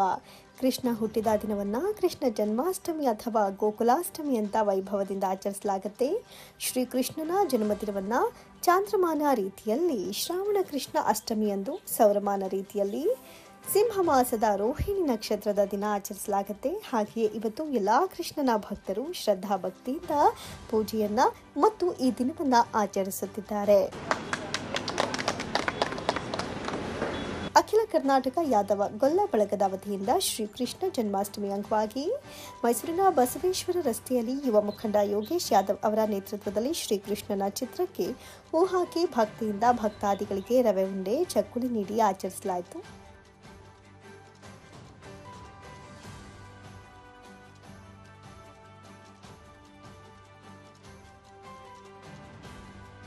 ಕೃಷ್ಣ ಜನ್ಮಾಷ್ಟಮಿ ಅಂಗವಾಗಿ ಪೂಜಾ ಕಾರ್ಯಕ್ರಮ ಅದ್ದೂರಿಯಾಗಿ ಆಯಿತು. ಇಲ್ಲಿ ನಮ್ಮ ಬಸವೇಶ್ವರ ರಸ್ತೆಯಲ್ಲಿರುವ ಮಾದೇವಣ್ಣ, ನಮ್ಮ ಪ್ರಸಾದಿ, ಎಲ್ಲ ನಮ್ಮ ನಾಗರಾಜಣ್ಣ, ಎಲ್ಲ ಸ್ನೇಹಿತರು, ಹಿತೈಷಿಗಳು, ಎಲ್ಲ ಮೂಲದ ನಿವಾಸಿಗಳು ಎಲ್ಲ ಪೂಜೆ ಕಾರ್ಯಕ್ರಮಕ್ಕೆ ಬಂದಿದ್ದರು. ಕೃಷ್ಣ ಪರಮಾತ್ಮ ಎಲ್ರಿಗೂ ರಾಜ್ಯದಲ್ಲಿ ಒಳ್ಳೆಯ ಮಳೆ ಬೆಳೆ ಎಲ್ಲ ಸಮೃದ್ಧಿಯಾಗಿ ಬರಲಿ ಅಂತ ಕೃಷ್ಣ ಪರಮಾತ್ಮಗೆ ಪ್ರಾರ್ಥನೆ ಮಾಡೋ ಮುಖಾಂತರ ಎಲ್ಲ ನಾಡಿನ ಜನತೆಗೆ ಕೃಷ್ಣ ಜನ್ಮಾಷ್ಟಮಿ ಅಂಗವಾಗಿ ಶುಭಾಶಯವನ್ನು ಕೋರೋಕ್ಕೆ ಹೇಳ್ತೀನಿ. ನಾನು ಅಖಿಲ ಕರ್ನಾಟಕ ಯಾದವ ಗೊಲ್ಲ ಬಳಗದ ರಾಜ್ಯಾಧ್ಯಕ್ಷರು ಯೋಗೇಶ್ ಯಾದವ್. ಈ ಸಂದರ್ಭದಲ್ಲಿ ಟೈಲರ್ ಮಹದೇವ್, ರವಿ ಹುತ್ತನಹಳ್ಳಿ, ಮಂಜು, ಶಂಕರಗೌಡ, ರಾಜೇಂದ್ರ, ಜೋಗಪ್ಪ, ರಾಜು, ಪಾಪಣ್ಣ ಇನ್ನಿತರರು ಉಪಸ್ಥಿತರಿದ್ದರು. ಜನಧನಿ ಸಾಂಸ್ಕೃತಿಕ ಟ್ರಸ್ಟ್ ಹಾಗೂ ಕರ್ನಾಟಕ ಸಂಘದ ಆಶ್ರಯದಲ್ಲಿ 27ನೇ ವರ್ಷದ ದೇವಮ್ಮ ಇಂಡ್ವಾಳು ಹೆಚ್ ಹೊನ್ನಯ್ಯ ಸಮಾಜ ಸೇವಾ ಪ್ರಶಸ್ತಿ ಹಾಗೂ ಹೆಚ್ ಶಾರದಮ್ಮ ಮತ್ತು ಕೆಂಪಯ್ಯ ವಿದ್ಯಾರ್ಥಿ ಪುರಸ್ಕಾರ ಸಮಾರಂಭವನ್ನು ಸೆಪ್ಟೆಂಬರ್ 1ರಂದು ಬೆಳಗ್ಗೆ 11 ಗಂಟೆಗೆ ಮಂಡ್ಯದ ಕೆವಿ ಶಂಕರಗೌಡ ಶತಮಾನೋತ್ಸವ ಭವನದಲ್ಲಿ ಹಮ್ಮಿಕೊಳ್ಳಲಾಗಿದೆ ಅಂತ ಕರ್ನಾಟಕ ಸಂಘದ ಅಧ್ಯಕ್ಷ ಪ್ರೊಫೆಸರ್ ಜಯಪ್ರಕಾಶ್ ಗೌಡ ತಿಳಿಸಿದರು. ಸುದ್ದಿಗಾರರೊಂದಿಗೆ ಮಾತನಾಡಿದ ಅವರು, ಇಂಡ್ವಾಳು ಹೆಚ್ ಹೊನ್ನಯ್ಯ ಸಮಾಜ ಸೇವಾ ಪ್ರಶಸ್ತಿಗೆ ಮೈಸೂರು ವಿಶ್ರಾಂತ ಕುಲಪತಿ ಡಾಕ್ಟರ್ ಎನ್ಎಸ್ ರಾಮೇಗೌಡ ಹಾಗೂ ದೇವಮ್ಮ ಇಂಡ್ವಾಳು ಹೆಚ್ ಹೊನ್ನಯ್ಯ ಸಮಾಜ ಸೇವಾ ಪ್ರಶಸ್ತಿಗೆ ಮೈಸೂರು ವಿವಿ ಕುಲ ಸಚಿವರಾದ ವಿಆರ್ ಶೈಲಜಾ ಅವರನ್ನು ಆಯ್ಕೆ ಮಾಡಲಾಗಿದೆ ಎಂದರು. ಶಾರದಮ್ಮ ವಿದ್ಯಾರ್ಥಿ ಪುರಸ್ಕಾರಕ್ಕೆ ಇಂಡ್ವಾಳು ಗ್ರಾಮದ ಸರ್ಕಾರಿ ಪ್ರೌಢಶಾಲೆಯ ಚರಣ, ಮಾದೇಗೌಡನ ಕೊಪ್ಪಲು ಗ್ರಾಮದ ದೀಪಿಕಾ ಹಾಗೂ ಕೆಂಪಯ್ಯ ವಿದ್ಯಾರ್ಥಿ ಪುರಸ್ಕಾರಕ್ಕೆ ಕೊತ್ತತ್ತಿ ಗ್ರಾಮದ ಸ್ನೇಹ, ಪಿಯಳ್ಳಿ ಗ್ರಾಮದ ಮಾದೇಶ್ ಅವರನ್ನು ಆಯ್ಕೆ ಮಾಡಲಾಗಿದೆ ಎಂದರು. ಅಂದು ಮಾಜಿ ಸಚಿವ ಸಿಎಸ್ ಉತ್ತರಾಜು ಅವರ ಅಧ್ಯಕ್ಷತೆಯಲ್ಲಿ ನಡೆಯಲಿರುವ ಕಾರ್ಯಕ್ರಮದಲ್ಲಿ ಮಾಜಿ ಮುಖ್ಯಮಂತ್ರಿ ಬಸವರಾಜ ಬೊಮ್ಮಾಯಿ ಅವರು ಪ್ರಶಸ್ತಿಯನ್ನು ಪ್ರದಾನ ಮಾಡಲಿದ್ದು, ಮುಖ್ಯ ಅತಿಥಿಗಳಾಗಿ ಬಿಜೆಪಿ ಮುಖಂಡ ಡಾಕ್ಟರ್ ಸಿದ್ದರಾಮಯ್ಯ ಭಾಗವಹಿಸಲಿದ್ದು, ಇಂಡ್ವಾಳು ಹೆಚ್ ಹೊನ್ನಯ್ಯ ಅವರ ಪುತ್ರ ಎಚ್ ಸಿದ್ದಪ್ಪ ಉಪಸ್ಥಿತರಿರಲಿದ್ದಾರೆ ಎಂದರು. ಹಮ್ಮಿಕೊಂಡಿದ್ವಿ 27ನೇ ವರ್ಷದಿದು ಸತತವಾಗಿ ಜನಧನಿ ಮತ್ತು ಕರ್ನಾಟಕ ಸಂಘ ಜೊತೆಯಲ್ಲಿ ಇದನ್ನು ಕೊಡ್ತಾ ಇದೆ. ಜನಧನಿಯಿಂದ ಪ್ರಾರಂಭ ಮಾಡಿದ್ದು ಈ ಕರ್ನಾಟಕ ಸಂಘ ಅದರ ಜೊತೆಯಲ್ಲಿ ಸೇರಿಕೊಂಡಿದೆ. ಪ್ರತಿ ವರ್ಷ ಸಮಾಜ ಸೇವೆಗಾಗಿ ಕೆಲಸ ಮಾಡ್ತಕ್ಕಂಥ ಇಬ್ಬರು ವ್ಯಕ್ತಿಗಳನ್ನು ಗುರುತಿಸ್ಕೊಡ್ತೀವಿ. ಈ ಸಾರಿ ಇಂಡ್ವಾಳು ಹೆಚ್ ಹೊನ್ನಯ್ಯ ಸಮಾಜ ಸೇವಾ ಪ್ರಶಸ್ತಿಯನ್ನು ನಮ್ಮ ಮೈಸೂರು ಕರ್ನಾಟಕ ರಾಜ್ಯ ಮುಕ್ತ ವಿಶ್ವವಿದ್ಯಾಲಯದ ವಿಶ್ರಾಂತ ಕುಲಪತಿಗಳಾಗಿರ್ತಕ್ಕಂಥ NS ರಾಮೇಗೌಡರಿಗೆ ಅದನ್ನು ಕೊಡ್ತಾಯಿದ್ವಿ. ರಾಮೇಗೌಡರಿಗೆ ತಮಗೆಲ್ಲ ಗೊತ್ತಿದೆ, ವಿಶ್ವವಿದ್ಯಾಲಯದ ಕುಲಪತಿಗಳಾಗಿ ಅದಕ್ಕೊಂದು ದಿಕ್ಕುದೆಸೆಯನ್ನು ತೋರಿಸಿದಂಥ ಪ್ರಾರಂಭಕ್ಕೆ. ಆನಂತರ ಇಂಡವಾಳ್ ದೇವಮ್ಮ ಇಂಡವಾಳ್ ಚೆನ್ನಯ್ಯ ಪ್ರಶಸ್ತಿಯನ್ನು BR ಶೈಲಜಾ ಇಲ್ಲಿ ನಮ್ಮಲ್ಲೇ ADC ಆಗಿದ್ದರು. ಈಗ ಅವರು ಮೈಸೂರು ವಿಶ್ವವಿದ್ಯಾಲಯದ ಕುಲಸಚಿವರಾಗಿ ಕೆಲಸ ಮಾಡ್ತಾಯಿದ್ದಾರೆ, ಅವರು ಕೊಡ್ತಾಯಿದ್ದೀವಿ. ಅದರ ಜೊತೆಗೆ ವಿದ್ಯಾರ್ಥಿಗಳಿಗೆ ಈ ಇಂಡವಾಳ್ ಚೆನ್ನಯ್ಯನವರ ಮಗಳು ಮತ್ತು ಅಳಿಯ ಅವರ ಶಾರದಮ್ಮ ಕೆಂಪಯ್ಯ ಅವರೊಂದು ವಿದ್ಯಾರ್ಥಿ ಪುರಸ್ಕಾರ ಕೊಡ್ತಾಯಿದ್ದಾರೆ. ಇಂಡವಾಳ್ನಲ್ಲಿ ಹೈಯೆಸ್ಟ್ ಮಾರ್ಕ್ಸ್ ತೊಗೊಂಡಿರ್ತಕ್ಕಂಥ ವಿದ್ಯಾರ್ಥಿಗಳಿಗೆ ಮತ್ತು ಕೊತ್ತತ್ತಿಯಲ್ಲಿ ಹೈಯೆಸ್ಟ್ ಮಾರ್ಕ್ಸ್ ತೊಗೊಂಡಿರ್ತಕ್ಕಂಥ ವಿದ್ಯಾರ್ಥಿಗಳಿಗೆ SLCಯಲ್ಲಿ 5,000 ರೂಪಾಯಿ ಹಣವನ್ನು ಕೊಡ್ತಾಯಿದ್ದಾರೆ. 20,000 ರೂಪಾಯಿ ಅದು, ಇನ್ನೊಂದು 25, 50,000 ರೂಪಾಯಿ, 75,000 ರೂಪಾಯಿನಷ್ಟು ಹಣವನ್ನು ಕೊಡ್ತಾಯಿದ್ದಾರೆ. ಸ್ವಾಮಿ ಇವ್ರದ್ದು ಅವತ್ತಿನ ಪ್ರಶಸ್ತಿ ಪ್ರದಾನವನ್ನು ಸನ್ಮಾನ್ಯ ಬಸವರಾಜ ಬೊಮ್ಮಾಯಿ ಅವರು, ಮಾಜಿ ಮುಖ್ಯಮಂತ್ರಿಗಳು ಹಾಗೂ ಸಂಸದರು ಅವರು ಮಾಡ್ತಾರೆ. ಅಧ್ಯಕ್ಷತೆಯನ್ನು CS ಪುಟ್ಟರಾಜು ಅವರು ವಹಿಸ್ಕೊಳ್ತಾರೆ. ಹಾಗಾಗಿ ಸಿದ್ದರಾಮಯ್ಯ, ನಮ್ಮ BJP ಮುಖಂಡರು ಮತ್ತು ಸಿದ್ದಪ್ಪ ಮುಖ್ಯ ಅತಿಥಿಗಳಾಗಿರ್ತಾರೆ. ಸೊ ಕುಮಾರಿ ದೀಪಿಕಾ MR ಮಾದೇಗೌಡನ ಕೊಪ್ಪರು, ಚಿರಂಜೀವಿ ಚರಣ್ IV ಇಂಡವಾಳು ಅವರು ಶಾರದಮ್ಮ ವಿದ್ಯಾರ್ಥಿ ಪುರಸ್ಕೃತರಾಗಿದ್ದಾರೆ. ಮತ್ತು ಕೆಂಪಯ್ಯನವರು ಬೇವನಹಳ್ಳಿಯವರು, ಅವರು ಕೊತ್ತತ್ತಿ ಹೈಸ್ಕೂಲ್ನಲ್ಲಿ ಹೈಯೆಸ್ಟ್ ಮಾರ್ಕ್ಸ್ ತೊಗೊಂಡಿರ್ತಕ್ಕಂಥ ವಿದ್ಯಾರ್ಥಿಗಳಿಗೆ ಅದನ್ನು ಕೊಡ್ತಾಯಿದ್ದೀವಿ. ಕುಮಾರಿ ಸ್ನೇಹ ಕೊತ್ತತ್ತಿ, PJ ಮಾದೇಶ್ PhD ಅಂಥೇಳಿ ಅವರು ತೊಗೊಂಡಿರ್ತಕ್ಕಂಥದ್ದಕ್ಕೆ. ಸೊ ಇದನ್ನು ಬೆಳಗ್ಗೆ 11 ಗಂಟೆಗೆ ನಮ್ಮ ಶಂಕರಗೌಡ ಶತಮಾನೋತ್ಸವದಲ್ಲಿ ವಿತರಣೆ ಮಾಡ್ತಾಯಿದ್ವಿ. ಸುದ್ದಿಗೋಷ್ಠಿಯಲ್ಲಿ ಕರ್ನಾಟಕ ಸಂಘದ ಕಾರ್ಯದರ್ಶಿ ಸೋಮಶೇಖರ್, ಕೋಣನಹಳ್ಳಿ ಜಯರಾಮ ಉಪಸ್ಥಿತರಿದ್ದರು. ಖಾಸಗಿ ಕಂಪನಿಗಳಲ್ಲಿ ಕನ್ನಡಿಗರಿಗೆ ಉದ್ಯೋಗ ಮೀಸಲಾತಿಗಾಗಿ ಸಾಂವಿಧಾನಿಕವಾಗಿ ಕಾನೂನು ರೂಪಿಸುವಲ್ಲಿ ಆಳುವ ಸರ್ಕಾರಗಳು ವಿಫಲವಾಗಿದೆ ಅಂತ ಕದಂಬ ಸೈನ್ಯ ರಾಜ್ಯಾಧ್ಯಕ್ಷ ಬೇಕ್ರೆ ರಮೇಶ್ ಅಸಮಾಧಾನವನ್ನು ವ್ಯಕ್ತಪಡಿಸಿದರು. ಪತ್ರಕರ್ತರ ಭವನದಲ್ಲಿ ಸುದ್ದಿಗೋಷ್ಠಿಯನ್ನು ನಡೆಸಿ ಮಾತನಾಡಿದ ಅವರು, ನಮ್ಮ ಸರ್ಕಾರಗಳು ಇದುವರೆಗೂ ಕನ್ನಡಿಗರಿಗೆ ಉದ್ಯೋಗ ಮೀಸಲಾತಿಗಾಗಿ ಸಾಂವಿಧಾನಿಕವಾಗಿ ಕಾನೂನು ರೂಪಿಸಿ ವಿಧಾನಮಂಡಲದಲ್ಲಿ ಕಾಯ್ದೆಗಾಗಿ ಜಾರಿಗೆ ತರುವಲ್ಲಿ ಸಂಪೂರ್ಣವಾಗಿ ವಿಫಲವಾಗಿದೆ ಅಂತ ದೂರಿದರು. ರಾಜ್ಯದ ನೆಲ, ಜಲ, ಸರ್ಕಾರದ ತೆರಿಗೆ ವಿನಾಯಿತಿಯಂತಹ ಮೂಲಭೂತ ಸೌಲಭ್ಯಗಳನ್ನು ಪಡಿತಾ ಇರುವ ಖಾಸಗಿ ಹೂಡಿಕೆದಾರರು, ಬಂಡವಾಳಗಾರರು, ಎಲ್ಲ ಉದ್ಯಮಗಳು, ಕೈಗಾರಿಕೆಗಳು ಉದ್ಯೋಗ ದಕ್ಕಬೇಕಾದ್ರೆ ಡಾಕ್ಟರ್ ಸರೋಜಿನಿ ಮಹೇಶ್ ವರದಿ ಜಾರಿಗೆ ತರಬೇಕು. ಆದರೆ ಇಲ್ಲಿ ನಾಟಕ ಮಾಡ್ತಿದ್ದಾರೆ ಅಂತ ಆರೋಪಿಸಿದರು. ಕನ್ನಡಿಗರ ಜೀವನದಿ ಕಾವೇರಿ ನದಿ ನೀರಿನ ಹಂಚಿಕೆಯಲ್ಲಿ ಸಂಕಷ್ಟ ಕಾಲದಲ್ಲಿ ರಾಷ್ಟ್ರೀಯ ವೈಜ್ಞಾನಿಕ ಮಾನದಂಡ ಕಾವೇರಿ ಸಂಕಷ್ಟ ಸೂತ್ರ ರಚಿಸುವಂತೆ ಕಾವೇರಿ ನೀರು ನಿಯಂತ್ರಣ ಮಂಡಳಿ ಮತ್ತು ನೀರು ನಿರ್ವಹಣಾ ಪ್ರಾಧಿಕಾರಕ್ಕೆ ಕೇಂದ್ರ ಸರ್ಕಾರಕ್ಕೆ ಒತ್ತಡ ತರುವಂತೆ ಸುಪ್ರೀಂ ಕೋರ್ಟ್ಗೆ ಅರ್ಜಿ ಸಲ್ಲಿಸಬೇಕು ಅಂತ ಒತ್ತಾಯಿಸಿದರು. ಮಂಡ್ಯ ನಗರದ ಮಹಾವೀರತ್ವದಲ್ಲಿ ಕದಂಬ ಸೈನ್ಯ ರಾಜ್ಯ ಸಮಿತಿ ಒಟ್ಟು 19 ಜಿಲ್ಲೆಗಳು ಎಲ್ಲ ಪದಾಧಿಕಾರಿಗಳು, ಪ್ರಮುಖ ಪದಾಧಿಕಾರಿಗಳು ಒಂದು ಚಳವಳಿ ಹಮ್ಮಿಕೊಂಡಿದ್ವಿ. ಆಗಸ್ಟ್ 30ರಂದು ಮಹಾವೀರತ್ವ. ಅದರ ಉದ್ದೇಶ ಏನು ಅಂತ ಹೇಳಿದ್ರೆ, ನಮ್ಮದು ಒಂದು 7 ಅಂಶಗಳನ್ನ ಇಟ್ಕೊಂಡಿದ್ದೀವಿ. ನಮ್ಮ ಘನ ಸರ್ಕಾರ ಈಗ ಮೀಸಲಾತಿನ C ಮತ್ತು Dಗೆ ಮಾಡ್ತೀವಿ ಅಂತೇಳಿ ವಿಧಾನಸೌಧದಲ್ಲಿ ಅನುಮೋದನೆಯನ್ನು ಪಡೆದ್ರು. ಕಾರ್ಯರೂಪಕ್ಕೆ ತರೋಕ್ಕೆ ಸಾಧ್ಯ ಆಗಲಿಲ್ಲ. ಈ ಮೀಸಲು ನಾಟಕ ಇಂದಿನ ಸರ್ಕಾರ, BJP ಸರ್ಕಾರ ಆದ್ಯತೆ ಕೊಡ್ತು, ಅವ್ರದ್ದು ನಿಂತಾಯಿತು.